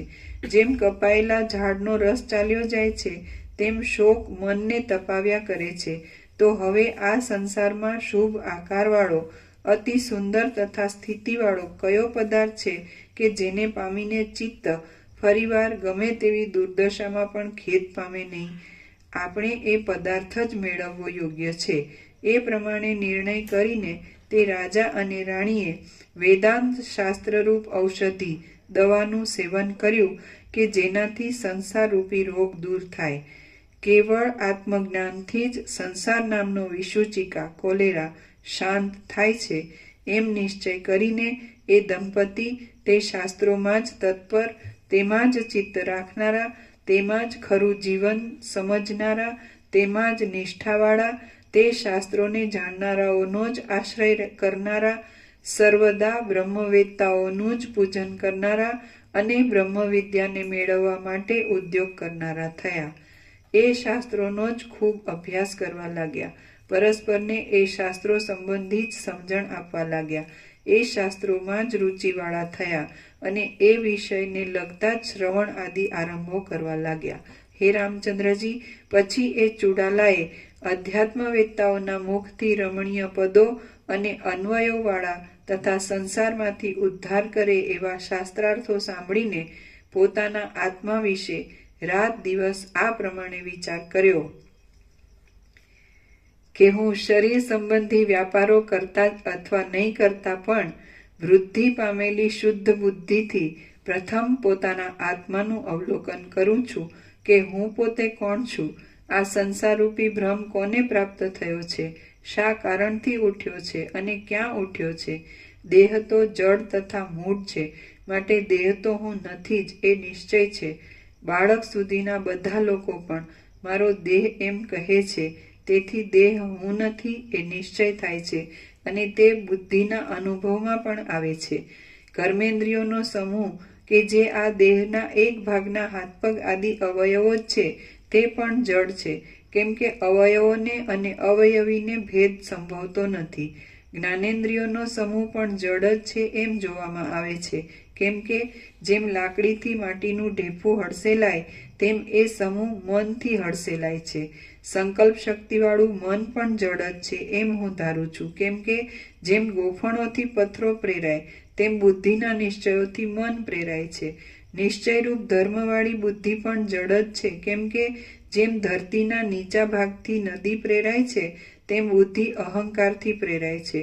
અહંકાર પણ સાર વિનાનો છે અને શબની પેઠે જડ જ છે, કેમ કે બાળકે અધ્યાસથી કલ્પી લીધેલા યક્ષની પેઠે તેને જીવે જ અધ્યાસથી કલ્પી લીધેલો છે. પ્રાણરૂપ ઉપાધિવાળો અને હૃદયમાં રહેલો જીવ જો કે ચેતન છે તો પણ તે સુકુમાર હોવાને લીધે પોતાની અંદર રહેલા બીજા કોઈથી, સાક્ષીથી પરિપૂર્ણ થઈને જીવે છે. અહો, મારા જાણવામાં આવ્યું કે દ્રશ્યોની ઉપર નજર નાખવાથી પોતાનો સ્વભાવ ભૂલી ગયેલા અનાદિ અને ચૈતન્યરૂપ એ સાક્ષીરૂપ આત્માથી જીવ જીવે છે. જેમ સુગંધ પવનથી જીવે છે અને નદીનો વેગ મોટા ધરાથી જીવે છે, તેમ જીવ દ્રશ્યોના ઉલ્લેખથી કલંકિત થયેલા સાક્ષીથી જ જીવે છે. દ્રશ્ય ભાગ કે જે જડ છે અને અસત્ય છે તેના અભિમાનને લીધે જીવ ચૈતન્યરૂપ હોવા છતાં પણ જડ જેવો થઈ ગયેલો છે. જેમ અગાધ પાણીમાં પ્રતિબિંબ રૂપે પડેલો અગ્નિ પોતાના રૂપને છોડી દે છે, તેમ બુદ્ધિ આદિમાં પ્રતિબિંબના આકારે પડેલા જીવે પોતાનું રૂપ છોડી દીધું છે. જ્યારે ચૈતન્ય જીવ દ્રશ્યો સાથે વાસના વડે જોડાય છે ત્યારે તે ભાવના પ્રમાણે પોતે સ્થૂળ કે સૂક્ષ્મ રૂપ લે છે અને પોતાનું પૂર્ણ સ્વરૂપ ભૂલી જાય છે. આ પ્રમાણે ચૈતન્ય દ્રશ્યોની સાથે સંબંધ ધરીને પોતે જ જગતરૂપ થયું છે. તેથી જગત પણ જો કે ચૈતન્ય રૂપ જ છે તો પણ આવરણથી જડ, શૂન્ય તથા મિથ્યા જેવું થઈ ગયું છે અને તે બુદ્ધિમાં રહેલા ચૈતન્યથી પ્રકાશિત થાય છે. આમ વિચાર કરીને વળી ચુડાલા વિચાર કરવા લાગી કે ત્યારે એ ચૈતન્ય દ્રશ્યોના સંબંધોને કેવી રીતે છોડી દે. વિચાર કરતા કરતા લાંબા સમયે ચુડાલા આ પ્રમાણે સમજી કે અહો, ઘણા કાળે નિર્દોષ આત્મતત્વ મારા જાણવામાં આવ્યું છે કે જેને જાણવાથી કશું છોડી દેવાનું કે કંઈ લેવાનું રહેતું જ નથી.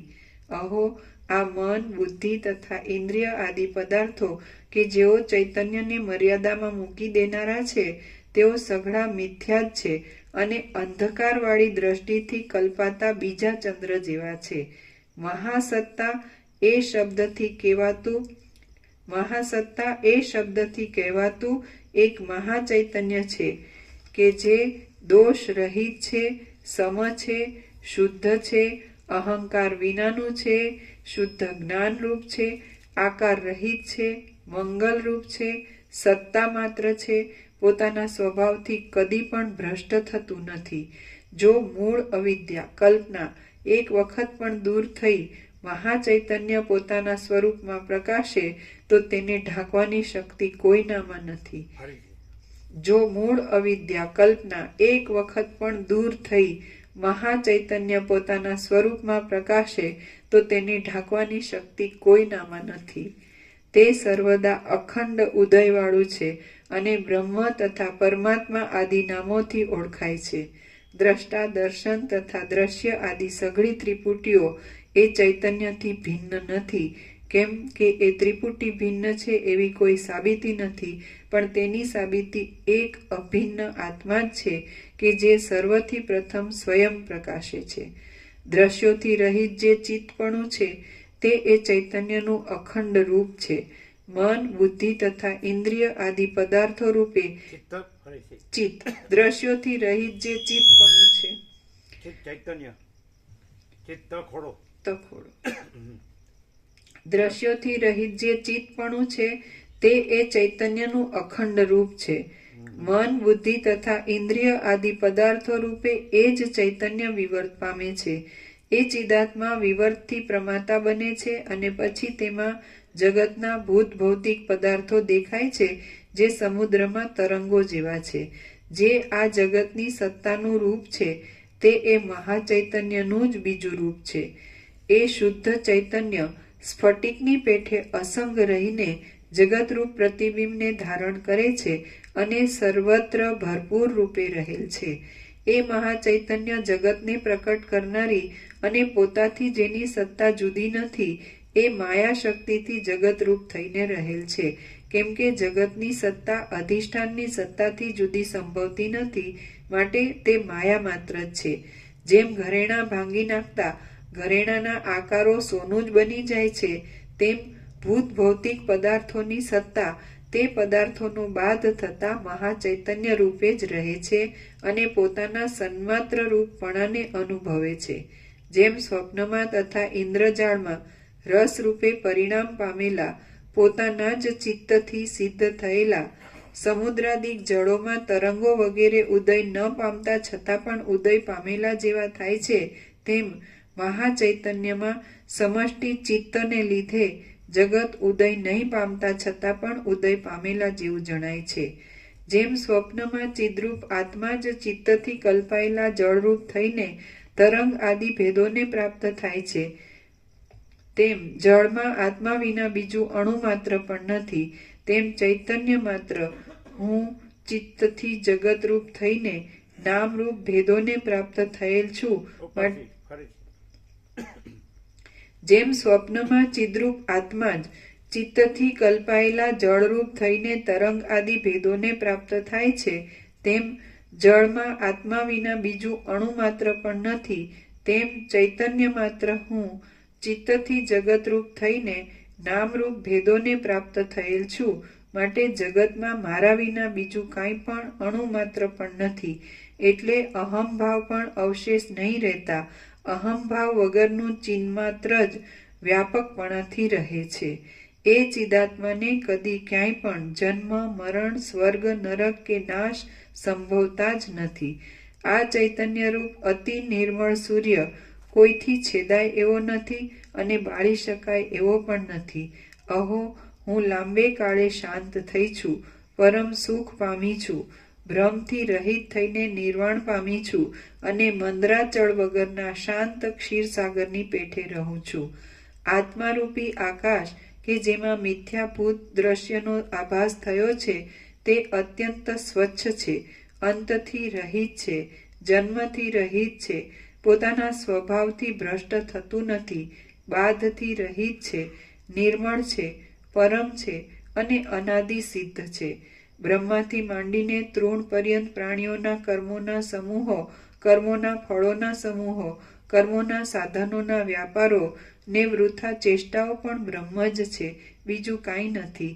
જેમ બાળકે બનાવેલી માટીની સેના નર નારી આદિ જાતિવાળી અને બાળકે માની લીધેલી જાતિવાળી છે, તો પણ તે સેના માટી માત્ર જ છે, તેમ સૂર અસુર દ્રષ્ટા તથા દ્રશ્ય આદિ સઘળા વિશેષોવાળું આ જગત પણ બ્રહ્મ જ છે, માટે તે કૃત્રિમ નથી. આ માત્ર કૃત્રિમ નથી.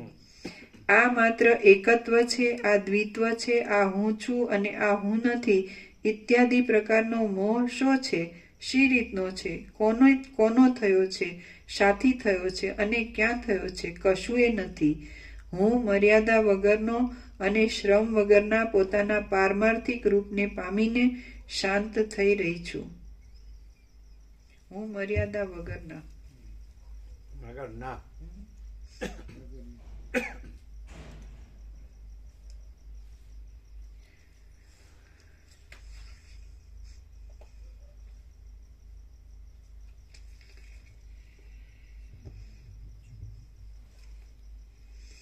હું મર્યાદા વગરના અને શ્રમ વગરના પોતાના પારમાર્થિક રૂપને પામીને શાંત થઈ રહી છું અને સંસારરૂપ તાપને દૂર કરીને તથા મોક્ષનું સુખ પામીને અને સંસારરૂપ તાપને દૂર કરીને તથા મોક્ષનું સુખ પામીને સ્વરૂપભૂત જ થઈ છું.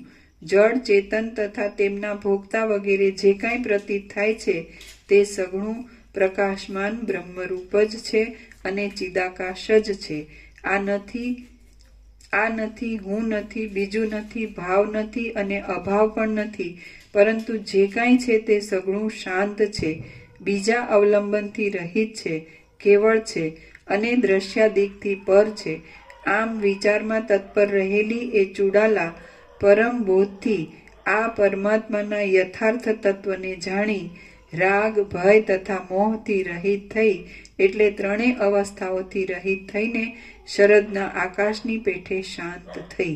શ્રી યોગ વાસિષ્ઠ મહારામાયણમાં નિર્વાણ પ્રકરણના પૂર્વાર્ધનો ચુડાલા પ્રબોધ નામનો સર્ગ 78 સમાપ્ત.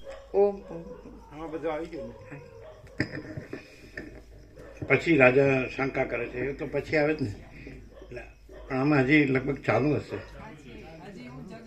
હું જગતની પ્રભુ થઈ છું એ નહીં આવ્યું. એ સવારે લઈ શકે, થોડુંક જ હશે. તો એનું પોતાનું જે પૂર્ણ સ્વરૂપ જે રહી છે, કેટલું છે?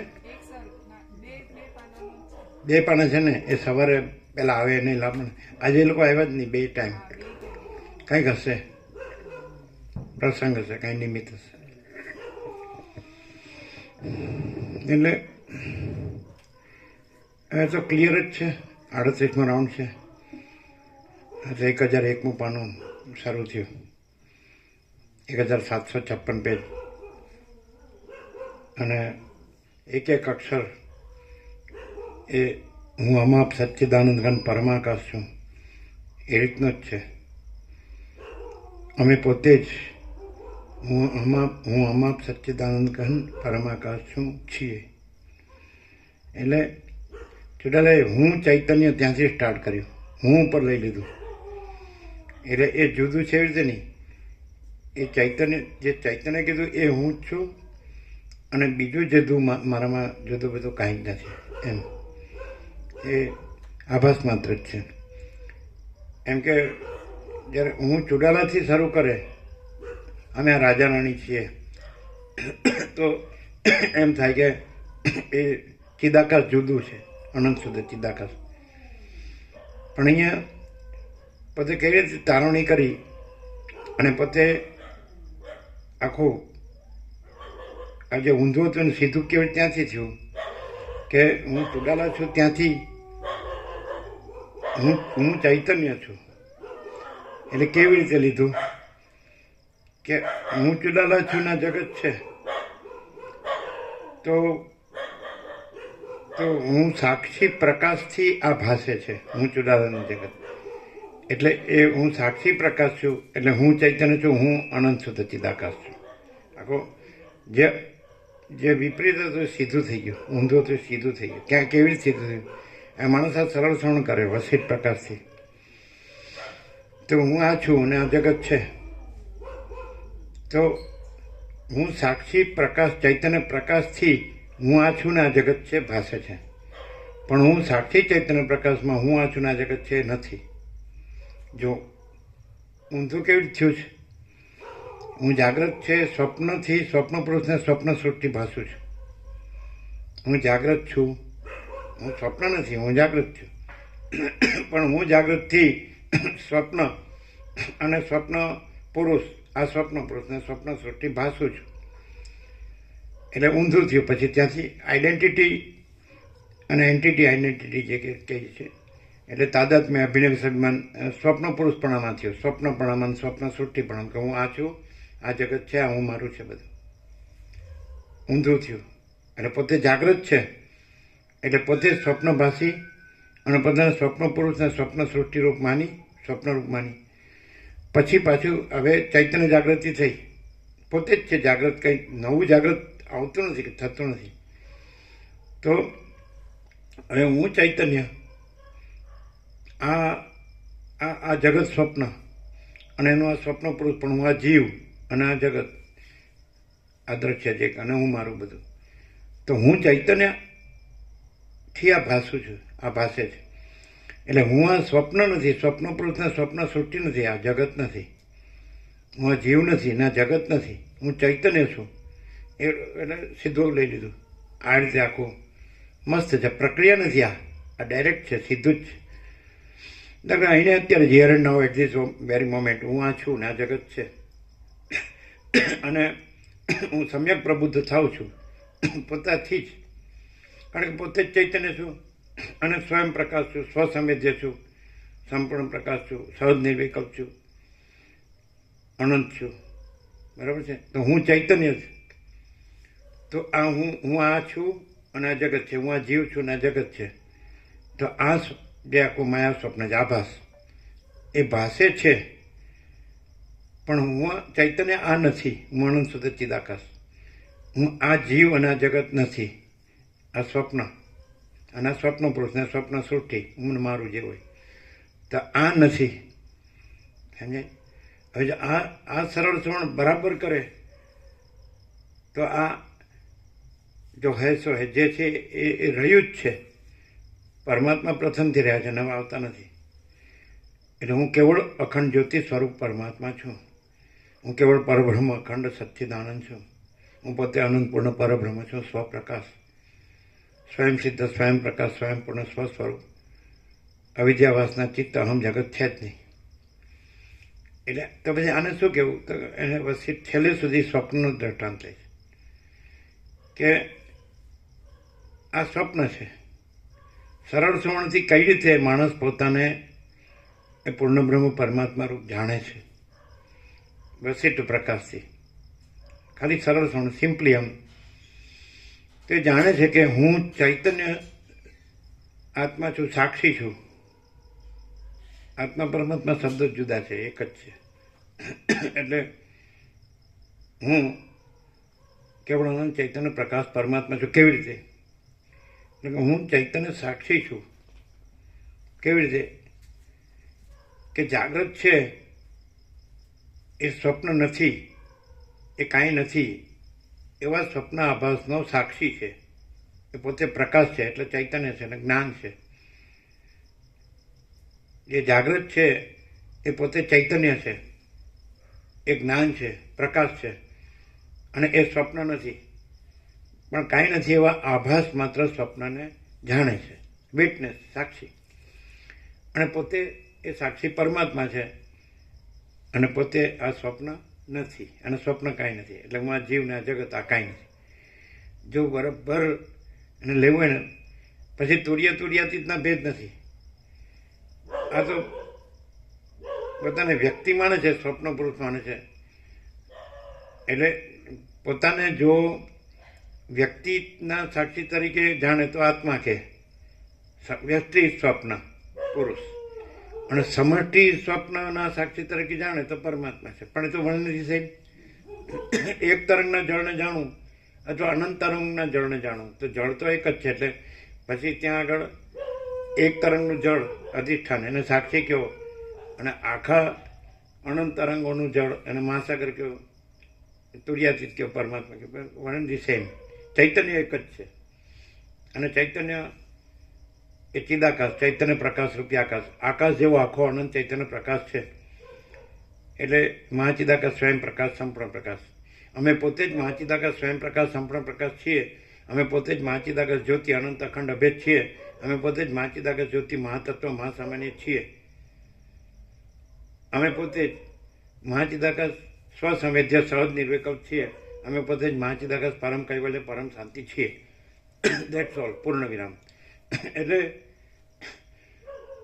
તો આ હું આ જીવ છું ને આ જગત છે, શું છે? એને સ્વપ્નનું દ્રષ્ટાંત આપે છે.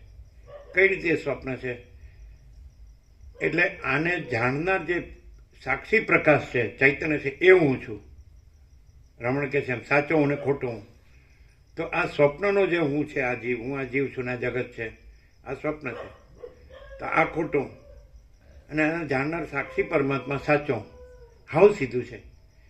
માણસ જો આ તાદાત્મ્ય અભિનય સ્વાભિમાન છે, એને સ્વપ્નવત જાણે આ એન્ટિટીને, આઈડેન્ટિટીને, કે હું આ જીવ છું ને આ જગત છે ને હું મારું છે, અને એમાં બધું જે થાય છે.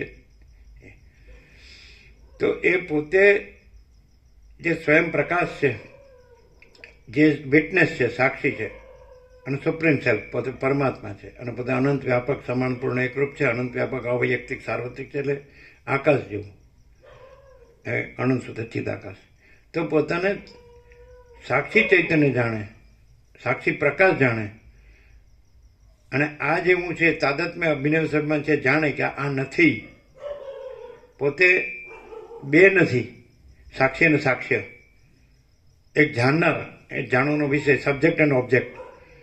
તો પોતે સાક્ષી પરમાત્મા જાણનાર છે, અને આ આખું જે સૃષ્ટિરૂપી સ્વપ્ન છે, સૃષ્ટિ કયો, જગત કયો, બ્રહ્માંડ કયો, સર્ગ કયો, સંસાર કયો, વિશ્વ કયો, કોસ્મોસ ફેનોમેના જે કયો, તો આ આખો આભાસ છે, કાંઈ નથી એવો આભાસ છે. તો એને જાણનાર પોતે છે એ સાક્ષી પરમાત્મા છે. અને આ આખો કાંઈ નથી એવો આખો એપિયરન્સ, આખો આભાસ છે, એનો આ હું એ આભાસમાં આવ્યો. હું આ નથી. અને મારું સ્વપ્ન, હું આ છું ને આ મારું છે, જે હોય તે, તો આ નથી. અને આખું સમષ્ટિ સ્વપ્ન અને સમષ્ટિ જીવ, આખો ટોટાલિટીમાં બધા જીવનો ટોટલ ઈશ્વર, આ બધા એના અંશો, અને એનું સ્વપ્ન એટલે આખું વિરાટ, એનું મન એટલે હિરણ્યગર્ભ, જે સમષ્ટિ સૃષ્ટિ સ્થિતિ પ્રલય કરતાના સંકલ્પ બ્રહ્મા વિષ્ણુ મહેશ બધું, એટલે આખું સ્વપ્ન છે ટોટાલિટીમાં, એટલે કાંઈ નથી. અને આખો સાક્ષી પરમાત્મા છે, એ સાચો હું છું. હું કેવળ અખંડ જ્યોતિ સ્વરૂપ પરમાત્મા છું. એટલે અહીંયા વસિત પ્રકાશથી સરળ શ્રવણ છે, એનાથી આ જે પોતે આનો સ્વપ્ન જે કાંઈ નથી એવો આભાસ, એપિયરન્સ રૂઢ થઈ ગયું છે, એ અહીં નથી રહેતું. વસિત પ્રકાશ છે એ પોતે તુર્યાતીત છે, પોતે પરમાત્મા છે. અને એ પ્રકાશ છે આ આખો અનંત એક જ મહાચૈતન્ય પ્રકાશ છે. સ્વયં મહાચિદાકાશ આખું એકલું પ્રકાશ છે. તો એ પ્રકાશ, એમાં જે કાંઈ નથી એવો આભાસ, એપિયરન્સ, એનો જીવને જગત, એ આ સરળ શ્રવણ કરે એટલે એ પોતાને એ જે આખો અનંત એક જ મહાચૈતન્ય પ્રકાશ છે, સ્વયં મહાચિદાકાશ આખું એકલું, સ્વયં મહાચિદાકાશ આખું એકલું પ્રકાશ છે. તો એ ચૈતન્ય પોતાને જાણે છે, ચૈતન્ય જાગૃતિ એટલે સમ્યક પ્રબુદ્ધપણું, એટલે એ સમ્યક પ્રબુદ્ધ થાય છે.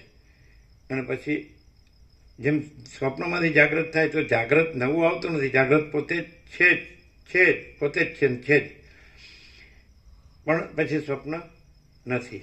એટલે સાપેક્ષતા છે. સ્વપ્ન સાપેક્ષ આ તત્વબોધ છે. બાકી પ્રકાશ તો પોતે પ્રકાશ છે જ, અને પ્રકાશ જ છે ને, આભાસ નથી. આ આભાસ છે. એટલે આને સાચું માની લીધું છે સ્વપ્નને.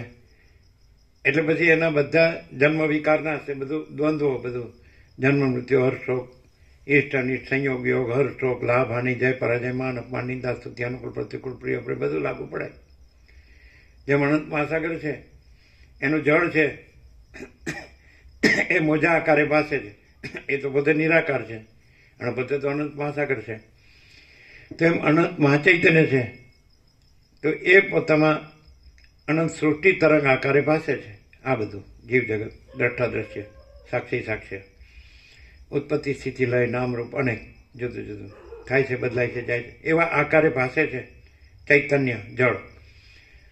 પણ પોતે અનંત નિરાકાર છે, અનંત એકરસ નિરાકાર મહાચિદાકાશ, અનંત એકરસ નિરાકાર સચ્ચિદ આનંદ છે. સત એટલે અનંત સર્વવ્યાપી પરિપૂર્ણ પરમ અસ્તિત્વ, ચિદ અનંત સર્વવ્યાપી પરિપૂર્ણ પરમ ચૈતન્ય, અને આનંદ અનંત સર્વવ્યાપી પરિપૂર્ણ પરમ આનંદ. તો પોતે હું કેવળ અખંડ પરબ્રહ્મ, અખંડ સચ્ચિદાનંદ છું. તો એ ચૈતન્ય જળ પોતામાં આભાસ માત્ર, અનંત સંસારના તરંગો આકારે આભાસ આકાર વિકાર, ઉત્પત્તિ સ્થિતિ લય નામરૂપ ભાષે, પણ પોતે નિરાકાર જ છે, અને પોતે ચૈતન્ય જ છે, અને પોતે અનંત મહાચૈતન્ય મહાસાગર જ છે. અને આખો આકાશ જેવો આખો અનંત ચૈતન્ય પ્રકાશ છે. તો આ આત્મજ્ઞાન, આ બ્રહ્મ વિદ્યા, આ પૂરેપૂરો પ્રકાશ, જે સ્વપ્નનો જે કાંઈ નથી એવો આભાસ જે ભાસ્યો છે, ત્યાં પૂરેપૂરો પ્રકાશ થાય છે. અને પછી એ પોતે જ અનંત પ્રકાશ, અનંત આનંદ, અનંત શાંતિ છે. અને પોતે આ કાંઈ નથી એવો આભાસ, આ જીવને, જગતને, આ સૃષ્ટિથી પ્રલયને, નામરૂપને, જન્મ જીવન મૃત્યુને, સુખ દુઃખને, આ કાંઈ છે જ નહીં. એટલે રામે જે ચાહ્યું કે મને મારા પરમપદમાં પૂર્ણ વિશ્રાંતિ જોઈએ, તો અમે પોતે જ પરમ ચિદાકાશ, પરમપદ, પૂર્ણ વિશ્રાંતિ, પરમપદ, પૂર્ણ વિશ્રાંતિ છીએ પૂર્ણ વિનામાં. બહુ ક્લિયર છે. એટલે માણસ અહીંયા જ્યાં તાદાત્મ્ય અભિનય જ્ઞાન થયું છે સ્વપ્નમાં, કે હું આ સ્વપ્ન પુરુષ છું ને આ સ્વપ્ન છે, ત્યાં પોતાને ચૈતન્ય જાણે છે સરળ શ્રવણથી, કે હું જાણનાર છું. એટલે હું સબ્જેક્ટ છું, ઓબ્જેક્ટ નથી. જાગૃત છે સબ્જેક્ટ છે, ને સ્વપ્ન છે ઓબ્જેક્ટ છે. તો હું સબ્જેક્ટ છું, એટલે હું ચૈતન્ય છું, અને એ ચૈતન્ય જ હું પરમ ચિદાકાશ પરમ જ્યોતિ અખંડ જ્યોતિ છું. અમે પોતે જ પરમ ચિદાકાશ પરમ જ્યોતિ અખંડ જ્યોતિ છીએ. અનંતપૂર્ણ પરમ ચિદાકાશ પરમ શાંતિ. અમે પોતે જ પરમ અનંતપૂર્ણ પરમ ચિદાકાશ પરમ શાંતિ છીએ. અમે પોતે જ સ્વયં સિદ્ધ સ્વયં પ્રકાશ સ્વયં પૂર્ણ સ્વસ્વરૂપ છીએ. અને આખો કાંઈ નથી એવો આખો આભાસ કાંઈ ન હોવાથી, આખો એપિયરન્સ કાંઈ ન હોવાથી, ટોટાલિટીમાં અનંત સંપ્રદાયમાં તો અમે પોતે જ યહી સબ કુછ है, इसके सिवा कुछ नहीं है છીએ.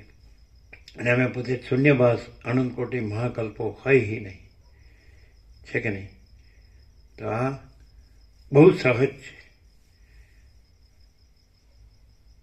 પોતાને આ જે જણાય છે એ ન માને અને પોતાને જાણનારો જાણે તો આ જણાય છે એ પોતામાં કાંઈ નથી અને પોતે પણ કાંઈ નથી.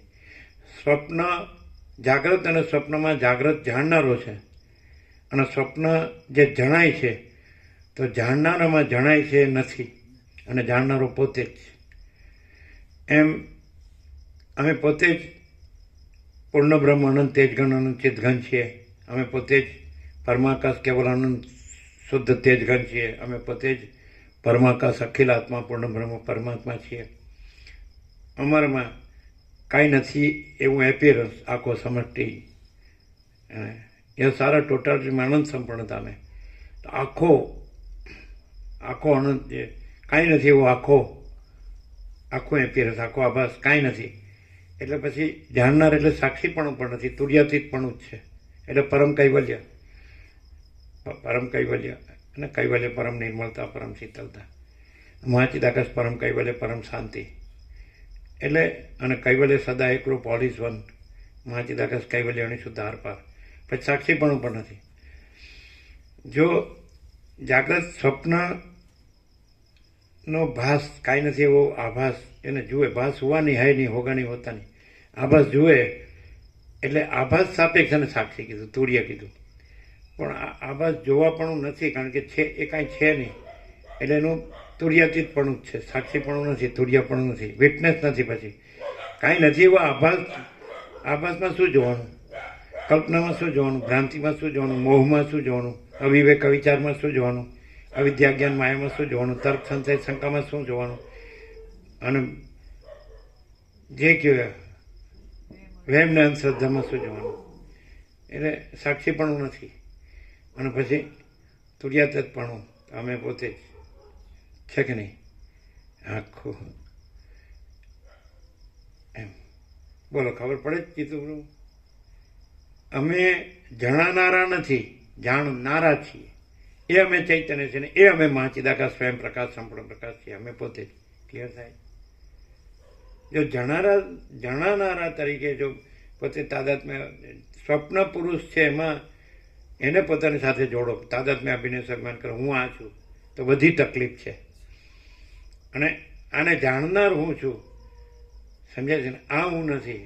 જાગ્રત હું છું, સ્વપ્નને જાણનાર અને સ્વપ્ન જણાનાર, તો દ્વૈત પોતામાં નથી. હું કેવળ અખંડ જ્યોતિ સ્વરૂપ પરમાત્મા છું, અમે પોતે જ છીએ.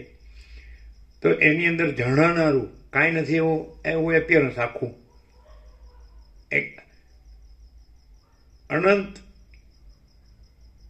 શુદ્ધ ચિદાકાશ, સમજે? અને કાંઈ નથી એવો અનંત આ દ્રશ્ય આભાસ, મહાચિદાકાશ રિયાલિટી, દ્રશ્ય એપિયરન્સ.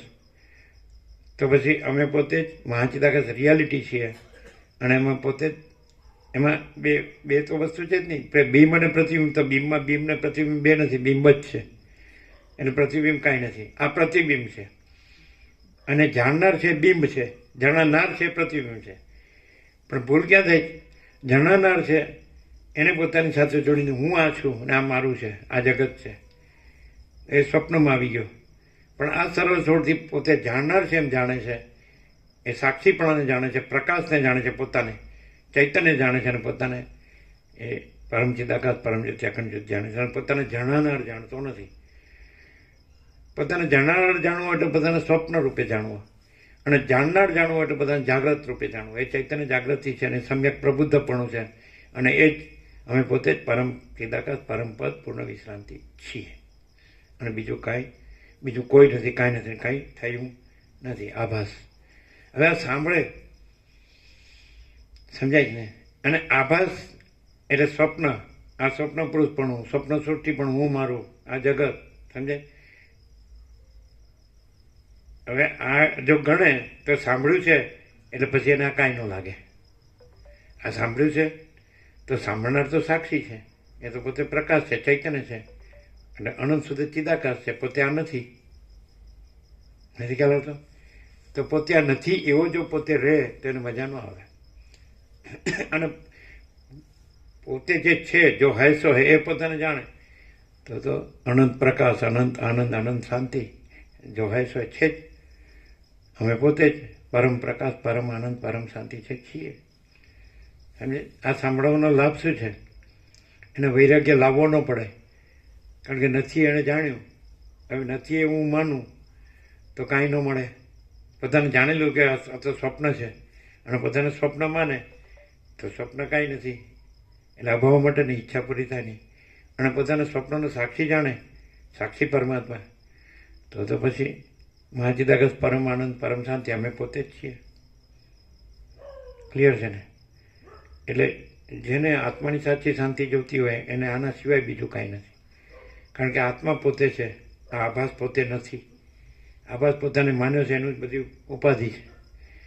અને સાક્ષી પરમાત્મા પોતાને જાણે છે જ, સ્વસ્વવિદ્ય છે, સહજ નિર્વિકલ્પ છે. પણ આભાસ પોતાની સાથે જોડીને પછી સાંભળવું પડે, જાણવું પડે કે ભાઈ પોતે સાક્ષી પરમાત્મા છે, પોતે આ આભાસ નથી, હું ને જગત. ક્લિયર? પ્રસાદ આપી દે.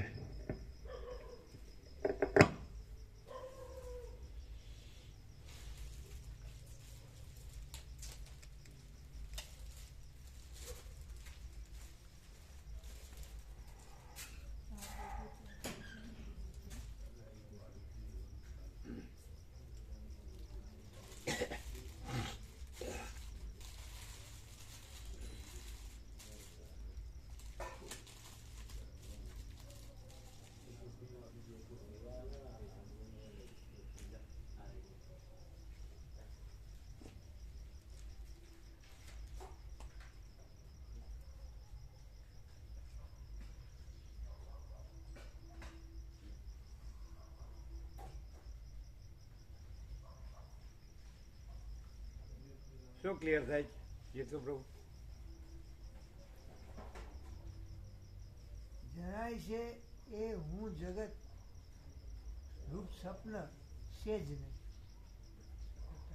અને જાણનારો છે પોતે જ સાક્ષી પરમાત્મા છે, પણ આ નહીં, નથી એ નહીં, છે જે પ્રથમથી જ છે, અનાદિ સિદ્ધ સત ને આ થયું જ નથી. એને અહીં પોતાને પરમાત્મા ન જાણે. આખું સ્વપ્ન કાંઈ નથી, અને આખો સાક્ષી પરમાત્મા છે, એ કેવળ સ્વરૂપ છે. ક્લિયર છે? જાણનાર ને જણાનાર, સાક્ષી સાક્ષી.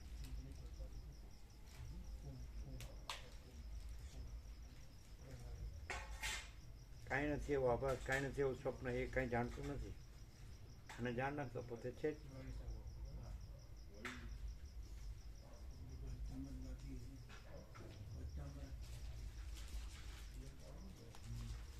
માધવીસા પ્રભુ આવ્યા હતા ને, એમની સાથે બાલગોપાલ હતો ને, એમના પૌત્ર.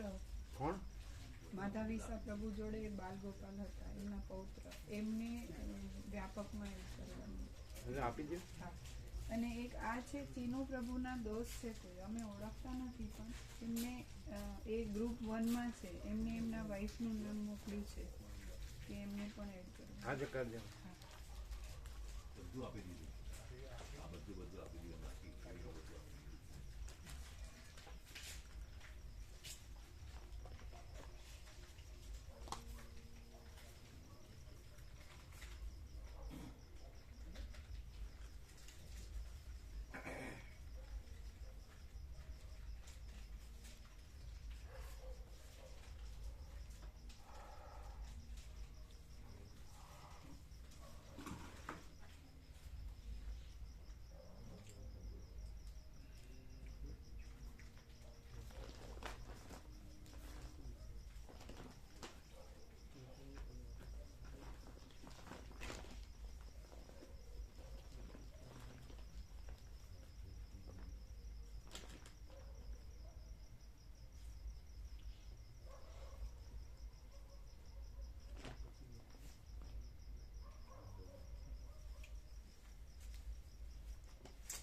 હવે લઈ લ્યો, હવે લઈ લ્યો.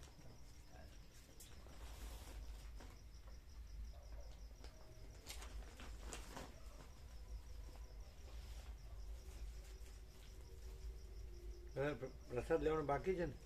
હા, અમુક લોકો બાકી બધા લીધો 2 3 4 જણા બસ 2 6